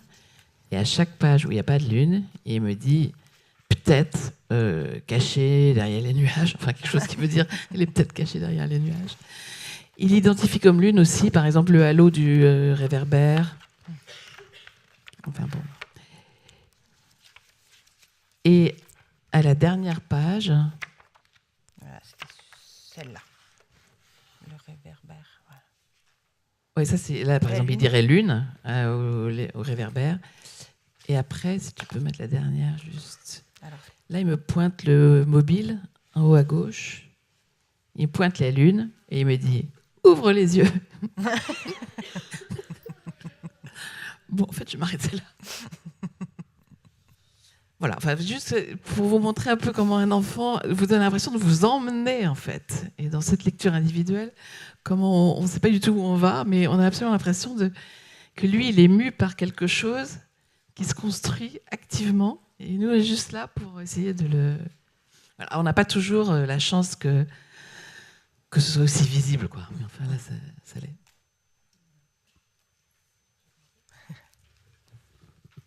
Voilà, nous trouvons là la question de la lecture individuelle. Et ce livre lu dans un groupe d'enfants, une lecture collective, n'aurait pas eu la possibilité de permettre à cet enfant d'exprimer ses voyages à travers de ces livres-là, ses quêtes, etc. C'est-à-dire que nous considérons que la lecture individuelle, qui est axée, qu'il a essayé de la faire passer un peu, et la lecture individuelle, c'est vraiment la rencontre entre un adulte, un livre et un enfant. Et c'est un investissement humain considérable, la lecture individuelle. Et c'est pour cela qu'on est fait en présence de la bibliothèque, qui doit participer dans les projets. Nous avons 3 partenaires, la bibliothèque, les familles et les bébés. Dans l'ordre institutionnel, c'est comme ça, bibliothèque, famille et bébé. Moi, dans l'ordre naturel, je dis les bébés, la famille et la bibliothèque. Voilà. Ces 3 partenaires qui sont absolument nécessaires pour permettre à l'enfant d'avoir un déploiement de sa faculté du langage, pour déployer l'imaginaire, etc. Et en même temps, que l'enfant puisse se manifester. Il y a un adulte avec une disponibilité psychique. J'ai lu une histoire que tu as choisie. C'est pour ça qu'on met les livres là à disposition des enfants.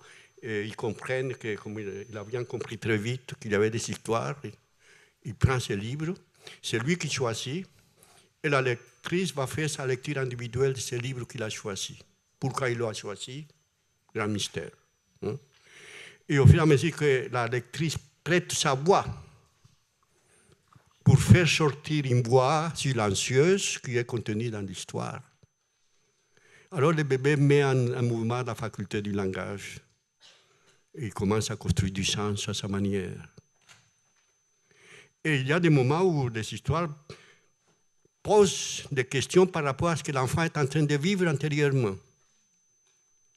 Et qu'on ne peut pas dire que soit tous les enfants vont réagir de la même manière. Non, chaque enfant réagit d'une manière différente par rapport à l'histoire, selon les moments qu'il est en train de vivre intérieurement. Et cet enfant, bon, apparemment, il était aussi préoccupé par la question de la représentation de l'absence. La pu la lune, où est-ce qu'elle est? Il la cherche partout. Tu disais au début, c'est un enfant qui a l'impression qu'il cherche quelque chose. Et en effet, cette opération mentale de chercher quelque chose, c'est quelque chose qui est caché à l'intérieur de nous-mêmes. Nous sommes tout le temps en train de chercher quelque chose. En train de chercher quelque chose. Donner la réponse à quelque chose qu'on travaille, qu'on n'arrive pas à comprendre, qu'il y a quelque chose d'énigmatique qu'on voudrait, mais on n'arrive pas. On cherche par tous les moyens pour donner du sens à quelque chose. C'est là où la littérature est tellement importante parce que les contes permettent de donner du sens. C'est une histoire qui commence, se développe, puis se fait, mais elle transmet un message. Ça donne un sens. Et je pense qu'une fois que le bébé a commencé à construire du sens par l'intonation de la voix et par la différenciation de l'intonation, une fois qu'on a commencé à construire du sens, il ne faut pas que ça s'arrête. On est tout le temps dans cette activité de pensée.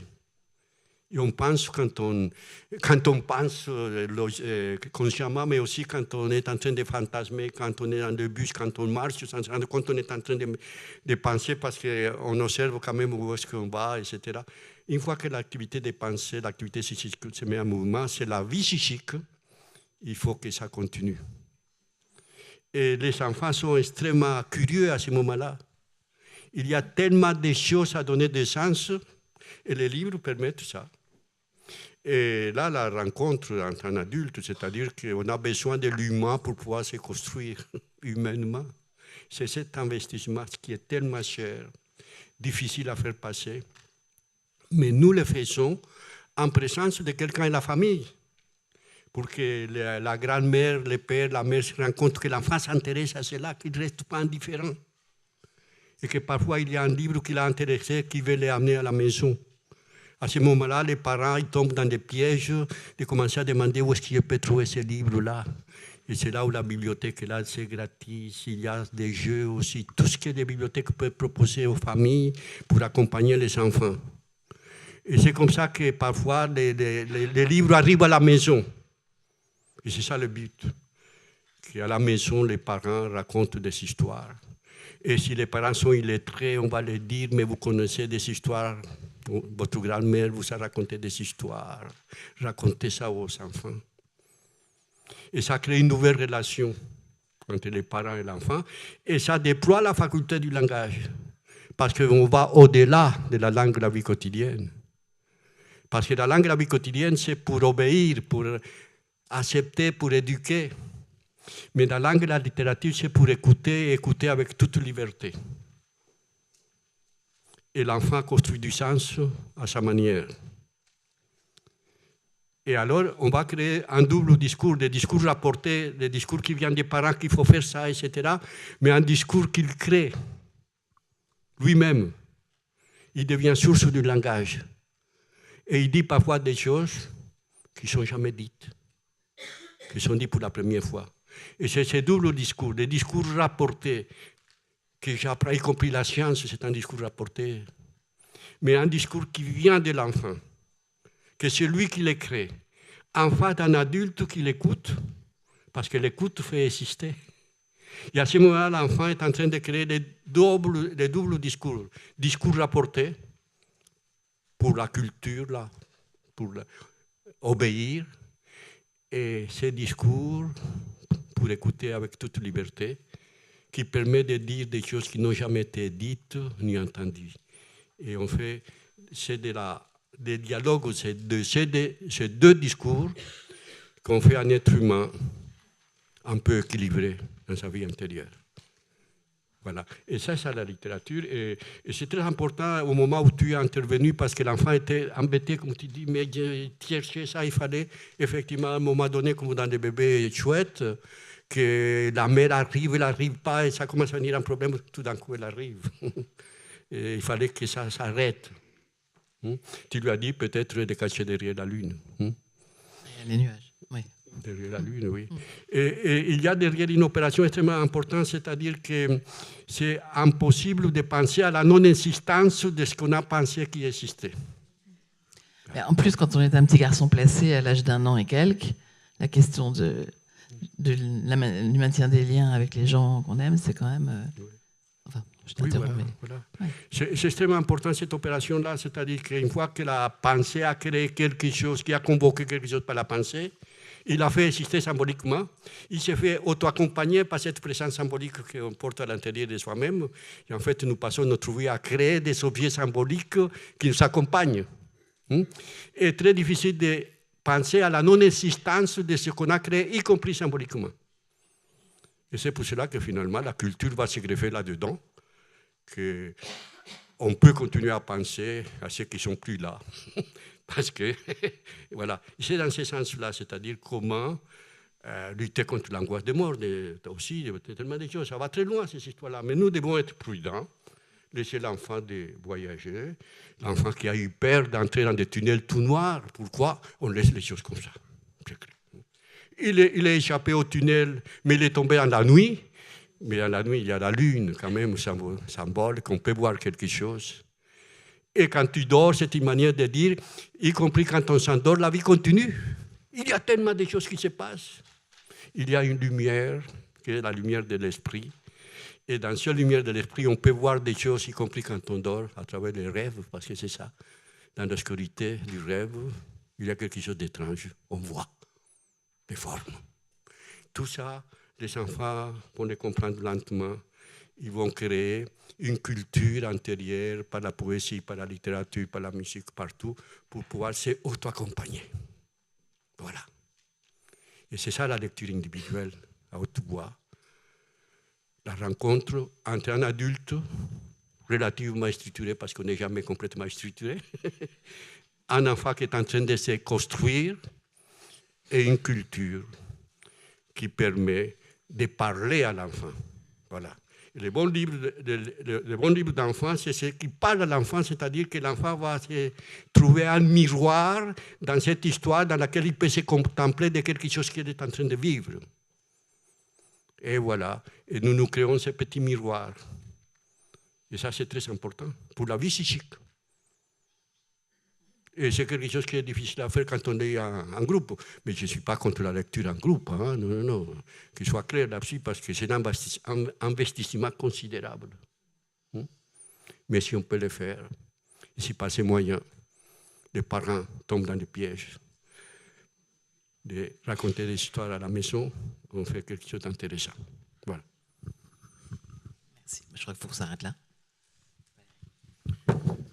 Maintenant, on va voir un dialogue avec vous.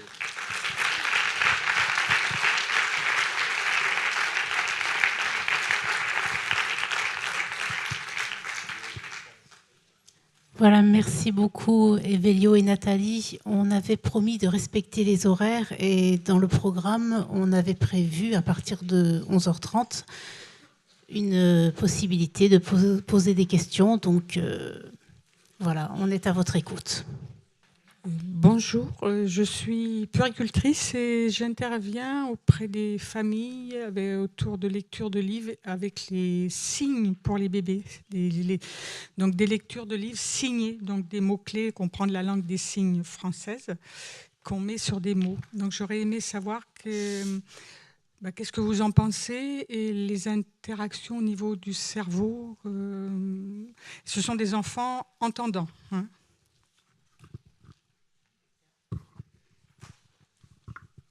Bon, le premier principe de la transmission, il y a dans les mots transmission les mots tradition. Les mots tradition viennent d'indo-européen, il a passé par le latin. En latin, on dit tradition vient du verbe tradere.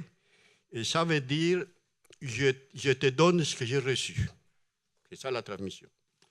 La langue orale, c'est quelque chose qu'on reçoit des parents ou de ceux qui nous entourent. Ils nous la transmettent. Et après, nous la transmettons à nos enfants. Mais pour pouvoir la transmettre, il faut l'avoir intériorisée. C'est-à-dire, il faut la parler. La langue des signes, c'est une langue comme toute langue, mais pour la transmettre, il faut la parler. Ce n'est pas suffisant de connaître 10 mots et dire « je parle langue des signes ». C'est beaucoup plus compliqué que ça. Et la langue des signes, c'est absolument comme toute langue. Je me suis rendu compte que je fais quand même pas mal de dialogues avec la Société des sourds à Paris, etc. Et nous dialoguons beaucoup. Je me rends compte que la différence qu'il y a entre une langue des signes maîtrisée et la langue des signes que nous apprenons parfois de quelques mots, c'est que, un exemple, lorsque dans la langue des signes pour les bébés, on a des mots gâteau, lait, etc. Bon, et on fait les signes qui correspondent au mot gâteau. Mais en fait, quand j'utilise la langue orale, je ne dis pas simplement gâteau, je vais au-delà. Qu'est-ce qu'il est bon ce gâteau, c'est délicieux ce gâteau, etc. Dans la langue des signes, on la parle, on peut faire aussi ces modulations-là. Mais si on reste simplement avec les signes qui renvoient à l'objet, on est dans une pauvreté. Parce que moi, je ne la possède pas. Voilà, alors je pose ces questions-là. Il y a une très bonne volonté derrière tout cela. Qu'est-ce qu'on ne fait pas pour les enfants? Mais il y a l'idée que le bébé est capable de comprendre plus en langue des signes parce qu'il n'a pas encore la parole. Oui. Mais en fait, il y a une langue des signes naturelle. Le bébé est tout le temps en train de lire le visage et l'intonation de la voix, n'est-ce pas? Il y a en même temps tous les gestes qu'on fait. Et on parle au bébé dans une langue différente de la langue de l'adulte. La langue qu'on parle au bébé est beaucoup plus lente, beaucoup plus marquée. Et on lui transmet de la tendresse par cette langue-là. Et quand le bébé, vous êtes en train d'échanger un bébé, le bébé est tellement heureux à ce moment-là. Et il faut lui parler à ce moment-là. Et le bébé répond, il regarde, il bouge ses jambes dans tous les sens. Et vous lui parlez, un bébé de 2 mois il a déjà des phonations, il vous regarde, il attend qu'on lui parle. Et ça lui permet un processus d'identification. Parce que vous voyez, la langue orale, nous commençons à reconnaître maintenant les processus profonds de l'appropriation de la langue orale. C'est qu'on a passé presque un siècle pour essayer de savoir s'il y avait des universaux dans la voix.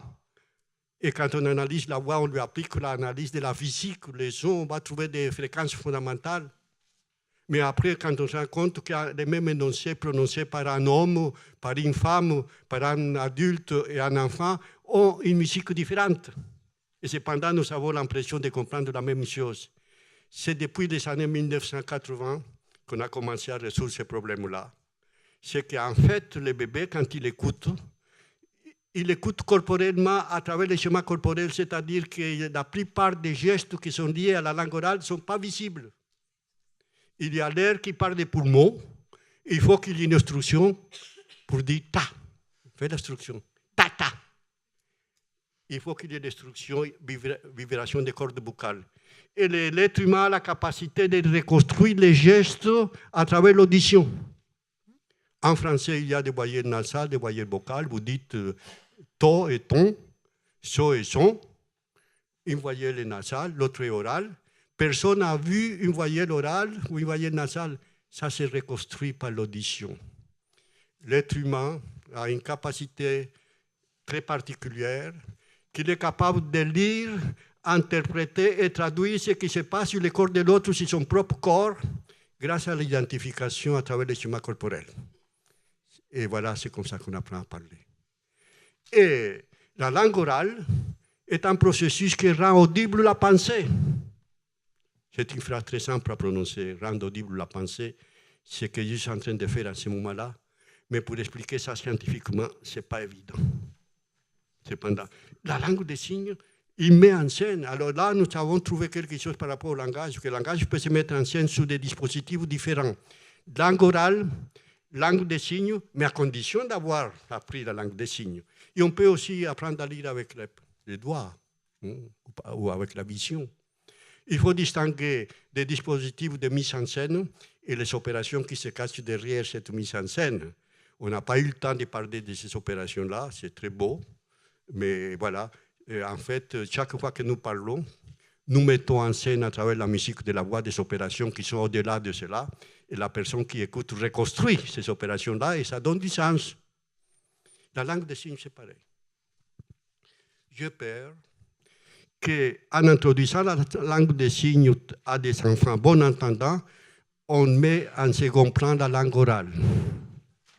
C'est pour ça que vous avez fait un pas maintenant. On dit à personnes qui sont dans ces situations-là, parlez en même temps que vous faites les signes. Voilà. Si l'enfant et si les parents sont sourds, la langue des signes devient une nécessité, bien entendu. Ou si l'enfant est sourd, la langue des signes devient une nécessité. Et si j'ai parlé la langue des signes, je ferai mes enfants bilingues, c'est très bien, mais de faire bilingue, langue orale, langue des signes. En fait, il y a toujours un mot avec un signe et il y a eu des études faites aux États-Unis qui ont démontré quand même que les enfants pleurent beaucoup moins. Moi, mon expérience aussi me l'a prouvé sur le temps. Ce sont des enfants qui se font comprendre. L'enfant choisit, il a le mot et le signe, bien entendu. Et donc, c'est des enfants qui pleurent beaucoup moins, qui se font comprendre quand même. Quels sont les mots les plus utilisés par rapport au bébé en langue des signes ? Vous en avez cité déjà quelques-uns, mais en fait, il y a un éventail proposé aux parents de plus de 120 mots, quoi. Et donc, 120 signes, du moins, je veux dire. Et donc, après, les parents choisissent selon leurs habitudes de vie et les enfants peuvent se faire comprendre. Est-ce que les parents ont appris vraiment la langue des signes ? Moi, j'ai très peur pour une raison très simple. C'est que moi, j'ai commencé à apprendre le français en étant déjà adulte et vous entendez les résultats. C'est-à-dire que chaque fois que je parle, je dis je viens d'ailleurs. Mes versets ne sont pas de la langue française. Quand je parle anglais, c'est la même chose. Quand je parle italien, c'est la même chose. C'est-à-dire que l'appropriation de la langue orale, c'est extrêmement subtil et il faut la donner le plus tôt possible sous des formes très variées. Parce que le bébé comprend beaucoup plus qu'on imagine. Un bébé, il faut lui parler comme s'il comprenait tout. Parce qu'il est en train d'écouter avec son corps et il va localiser tout ce qui est là. Mais continuez à faire ça. Vous êtes convaincus. Il faut que vous voyez qu'effectivement, ça donne des effets. Et ce que je raconte, je connais un petit peu la langue orale. J'ai souffert beaucoup parce que je n'ai pas pu apprendre à parler une langue orale, des langues que j'ai apprises quand j'étais déjà adulte, comme fait un bébé. Le bébé me dépasse complètement dans ce domaine-là. Et j'ai commencé à étudier scientifiquement en quoi consiste la musique et la langue orale. Et là, je me suis rendu compte que finalement, il faut se donner aux enfants, il faut lui parler, leur raconter des histoires, leur faire écouter la musique, tout ça. Que les bébés sont capables d'extraire de tout cela quelque chose qui va les accompagner antérieurement. Et que les gestes de la langue orale, c'est incroyable. Pour qu'il y ait la musique et la langue orale, il faut qu'il y ait une espèce de dialogue entre les sons, entre les rencontres des sons, et que parfois sont très éloignés. Ce que nous croyons, par exemple, vous savez les mots en français, absolument. Mais absolument, s'il fallait l'écrire, il faut l'écrire avec un P et pas avec un B. Pourquoi ? Parce que le S est sourd et le B est sonore et c'est impossible de faire dialoguer bien la rencontre d'un sourd et un sonore, etc. Et alors, il faut qu'il y ait un qui perd un peu de ce qu'il est pour s'assimiler à l'autre. Et ça donne comme ça la musique de la langue. Et j'ai tendance à être un bon élève et prononcer bien tous les éléments. Un autre exemple, le mot instrument en français. Quand j'ai appris le français, on m'a dit qu'il y a en français des voyelles 1 pour dire main, pain, rin, lin. Il faut écarter les lèvres. Et après, en faisant des films, j'ai vu que tous les Français, quand ils prononcent le mot instrument, ils arrondissent les lèvres dès le début.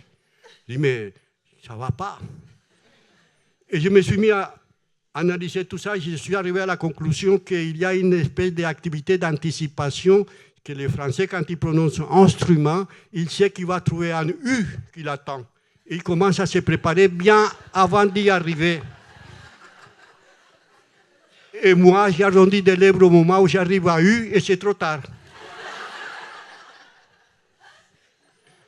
Et je vous assure que je me suis mis à comprendre comment se fait-il que je suis incapable d'apprendre une langue à l'âge adulte. J'ai commencé à apprendre le français quand j'avais 26 ans.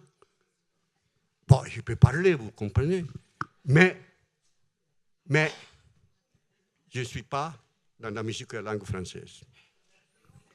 Je suis plutôt dans les concepts, dans tout cela. Est-ce que vous ne pensez pas que l'oralité passe de toute façon par les signes on fait tous aux enfants coucou, au revoir, les petites marionnettes, de toute façon? L'oralité, comme je disais, pour qu'il y ait de la voix, il faut qu'il y ait un courant d'air qui passe des poumons, qu'il y ait des vibrations des cordes vocales, des obstructions, et on utilise les palais, la langue, etc. Et tous les gestes, on ne les voit presque pas. Et le secret de la langue orale, c'est que le bébé, grâce au schéma corporel, il va localiser la partie du corps de la personne qui parle. Et à ce moment-là, il va produire ces sons avec la même fidélité, de telle manière que s'il est né à Paris, il va parler comme un Parisien, s'il est né à Marseille, comme un Marseillais, ou s'il est né au Canada, comme un Canadien. Les bébés sont capables de faire ça. C'est-à-dire qu'ils sont capables de chanter comme tous les oiseaux de la communauté linguistique dans laquelle il est né. Et un adulte, il ne peut pas faire ça. Alors j'ai une espèce de respect pour la langue orale. Étant donné cette complexité immense, sachant que c'est une capacité naturelle des enfants d'apprendre cette langue, pourquoi pas la donner avec la richesse la plus élargie possible. Mais n'abandonnez pas votre travail de langue des signes. Je pense que quand on fait quelque chose et on voit que ça produit des effets, il faut le faire. Je pense qu'il faut le faire. Je serais incapable de le faire parce que je ne parle pas la langue des signes. Et j'aurais peur de vouloir transmettre quelque chose que je ne possède pas. Une langue se transmet. Bon, peut-être que je suis un peu sévère là-dedans, mais non.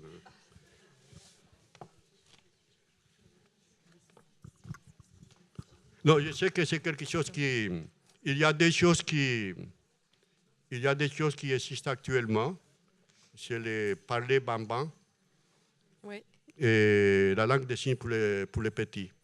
Et, la langue des signes a été acceptée dans 150 pays actuellement. Le dernier pays qui l'a accepté, c'est le Canada comme langue officielle du pays. Et j'espère que dans quelques années, tous les pays du monde auront fait ce pas. On a passé par des moments, vers les années 70, on obligeait les enfants sourds à produire de la voix. Oui. Et on disait, pas de langue de signes, c'est la voix. Il y a eu beaucoup de travaux. Beaucoup de travaux. Il y a beaucoup d'enfants qui sont effectivement appris, mais tous ceux qui ont passé par là, ils ont dit, mais moi, je suis revenu à ma langue des signes dans ce cas-là, parce que ma voix, ça me demande beaucoup de travail. Je me rends compte que ma voix n'est pas comme la voix des autres, etc. Et ils se sont trouvés qu'on les avait fait demander un travail qu'ils considèrent qui est utile parce qu'ils parlent, effectivement, mais que ça a été trop dur et qu'ils sont revenus à la langue des signes. Et que la langue des signes, ils se sentent beaucoup mieux. C'est ce qu'ils disent. Et voilà, je pense que vous êtes des professionnels de la petite enfance. Vous avez quelque chose à transmettre. Et si vous voyez que ce que vous faites, ça produit des effets dans le bon sens, je pense que continuez à faire ça. Je n'ai pas entendu. Si ça produit des effets. Ouais. Je ne sais pas si... J'ai une question sur la Lune. Parce qu'en fait, je trouve que c'est très intéressant ce que vous avez lu à ce petit garçon et sur les histoires d'absence et de recherche, notamment de l'endroit où sont ses parents. On peut imaginer ça, ou du moins les adultes référents. Et ça me fait écho avec le fait qu'il y a énormément de livres pour enfants et d'histoires à propos de la Lune, que nous, enfin moi je suis pédiatre, on parle souvent aux parents d'un petit rituel avant de s'endormir. Et moi j'avais pris l'habitude de dire, mais on dit la lune est là et puis c'est le moment de dormir, enfin etc. La lune était toujours dans mon langage. Et ensuite ça fait écho à un film que j'ai beaucoup aimé qui s'appelle Va, vie et deviens, où un enfant est adopté et il recherche toujours sa mère. Et en fait, c'est la lune qu'il regarde toutes les nuits. Et dans l'histoire, il va retrouver sa mère, enfin, etc. Mais je trouve que ce qui est symbolique autour de la lune, c'est effectivement quelque chose en lien avec l'absence. Et le fait que ça revient. Enfin, je ne sais pas votre avis, mais moi, ça me paraissait assez parlant. Oui, bien sûr. Après, pour moi, c'est parlant parce que c'est l'enfant qui le choisit. Voilà. Mais en effet, la lune est...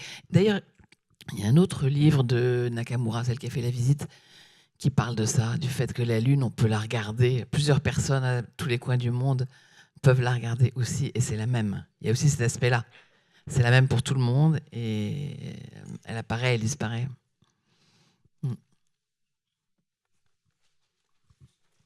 Voilà, je pense que vous avez utilisé les mots de symbolique, oui. Les symboles, c'est quelque chose qui est très apprécié par la psyché humaine pour créer du sens. Voilà.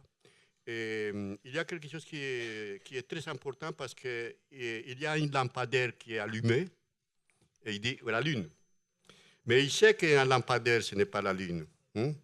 Mais là, on est exactement dans une opération mentale qui permet la métaphore. C'est-à-dire qu'on sait, mais on fait comme si c'était la lune. Voilà. Et la métaphore, c'est quelque chose qu'on ne peut pas expliquer. Quand j'étais à l'université, les étudiants venaient me dire « Ah, j'ai trouvé un sujet pour ma maîtrise, je vais travailler sur la métaphore.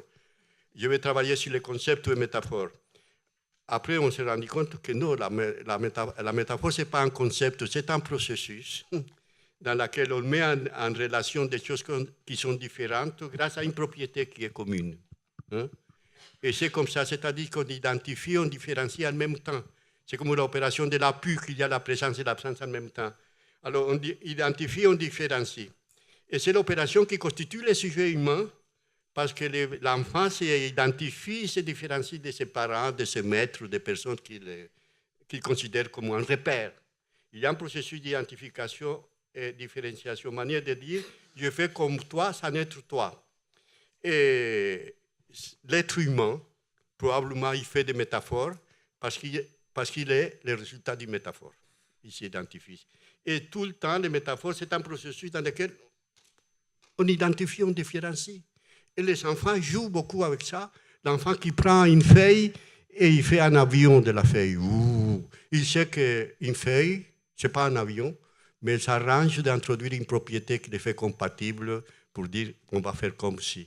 Et c'est ça, c'est ce jeu de l'esprit qui permet d'intégrer des choses complètement encodées dans quelque chose qui est connu. Et c'est ça le développement cognitif. C'est ça la création de l'esprit, la création de la pensée et le déploiement de l'imaginaire. Et ces opérations-là, il faut les donner. Il y a plein de métaphores.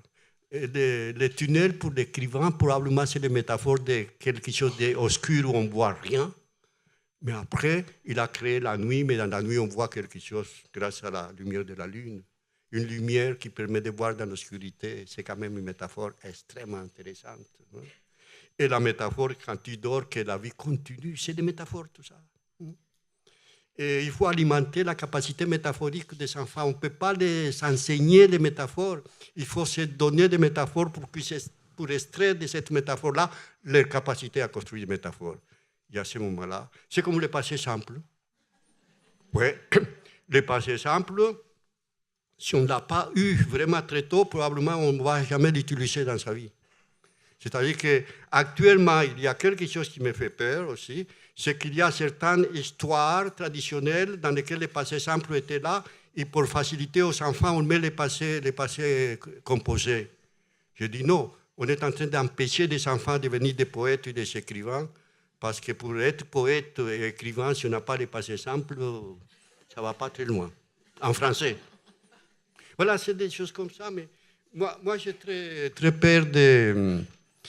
En fait, de mettre dans notre dialogue ou des conflits, la langue des signes, la langue orale, etc. Non, je pense que tout adulte devait se poser deux questions quand on est en face d'un enfant. La première question, quelles sont ses compétences naturelles? Et ils en ont beaucoup. Un bébé est un niche de compétences. Et parmi ces compétences naturelles, j'ai choisi de voir qu'est-ce qui se passe avec la langue orale. Voilà. Et effectivement, une fois qu'on s'est posé la question, quelles sont les compétences naturelles d'un bébé, j'ai localisé une. J'essaie de voir comment peut-on l'accompagner dans ces voyages-là pour que tout petit garçon et toute petite fille puissent avoir un déploiement sur ces possibilités d'engageur. Et je pense que ces questions-là, si vous trouvez qu'effectivement le bébé est extrêmement compétent pour capter la langue des signes, allez-y. Mais bien sûr, parce que s'il a cette compétence extraordinaire, ça serait dommage de les... etc. Et c'est comme ça, c'est-à-dire, moi j'essaie de comprendre comment est-ce qu'on peut accompagner les enfants dans ces voyages de la langue orale. Orale, orale, orale. C'est ma petite spécialité. Voilà. Je voudrais juste rajouter quelque chose à propos de justement la métaphore et la capacité de construire ça, avec les débuts de l'observation où je disais que l'enfant, il voyait des trains partout, il construisait des trains partout. Et bon, cette liberté qu'on lui laisse de considérer que ce sont des trains. Et en fait, que tout ça, ça débouche sur quelque chose, mais il s'appuie pour ça sur des livres qui ne sont pas des documentaires sur les trains, et qui ne sont pas non plus des documentaires sur la Lune. Enfin, les documentaires, c'est très bien, mais vraiment, il va chercher dans des choses qui sont elles-mêmes très imaginaires, très métaphoriques, très délirantes, quoi. Et ça, moi, j'insiste souvent là-dessus, parce que je sais que dans les services petite enfance, on est souvent embêté avec des choses qui ne sont pas du tout réalistes. On se dit, mais si on donne ça aux enfants, quand même, on leur donne une vision de la réalité.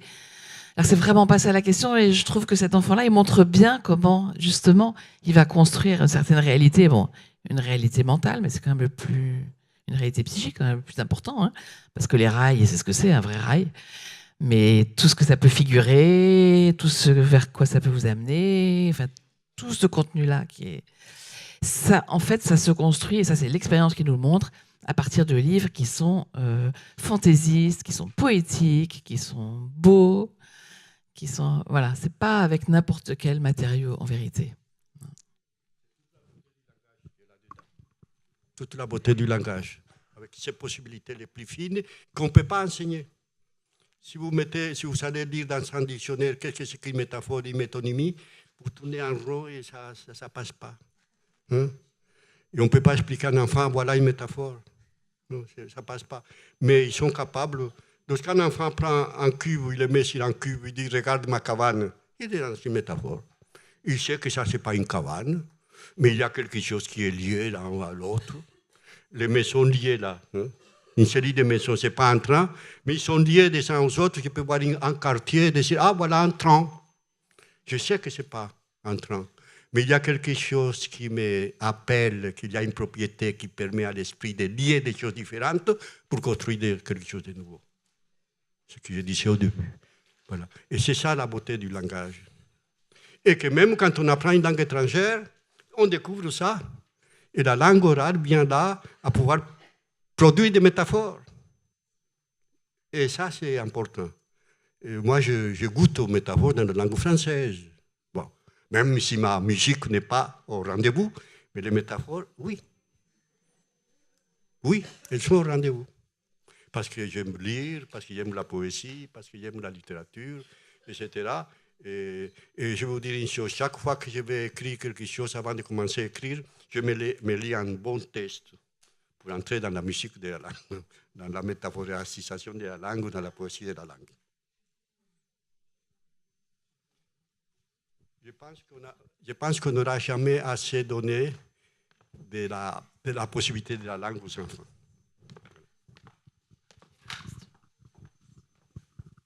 Il y a d'autres questions? Merci. Je voulais juste revenir sur la musique de la langue et la langue orale.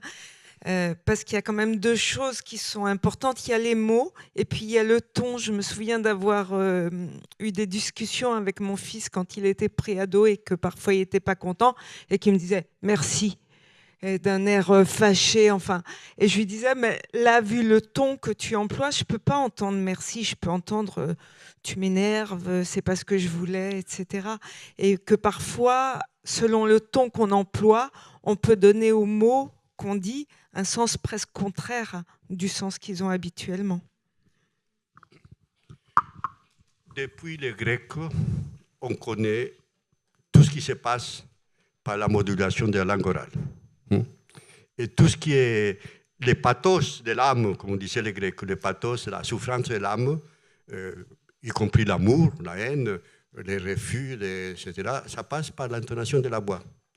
Et par l'intonation de la voix, parfois on fait dire aux mots tout à fait le contraire de ce qu'il signifie dans l'intersubjectivité de la vie quotidienne. Et parfois, dans le double sens. Quand on dit merci, bon, c'est une manière de dire, je ne sais pas vraiment merci. Un jour, j'étais dans le métro et il y a un garçon qui est rentré là. Et il y avait une fille qui se connaissait. Alors, il était très surpris et il lui dit « Ah, petit con, tu es là ». Mais ce petit con était sympathique par l'intonation. Imaginez si cette fille avait dit « espèce de… » Alors là, ça c'était… Voilà. C'est ça. Par l'intonation de la voix, on fait passer parfois ce qu'on ne veut pas dire. Et je crois que la psychanalyse profite beaucoup de cela. Parce que le patient est en train de parler des choses et l'autre, on est en train d'écouter quelque chose qui n'est pas là dans le concept, mais qui se glisse là-dedans par la musique de la voix. Et voilà. Et c'est pour ça que parler à un bébé, on a une responsabilité. Parce qu'on ne peut pas dire des mensonges à un bébé par rapport à la représentation mentale que vous avez de ce bébé-là. Moi, je dirais que le bébé est un psychanalyste à l'état pur, qui reconstruit l'état interne de la personne qui est en train de lui parler, par l'intonation de la voix.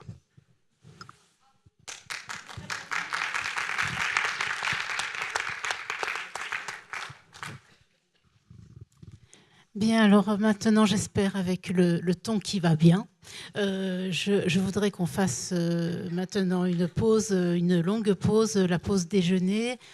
On se retrouve à 14h et je vous rappelle que de midi à 12h30, la librairie vous accueille. Merci.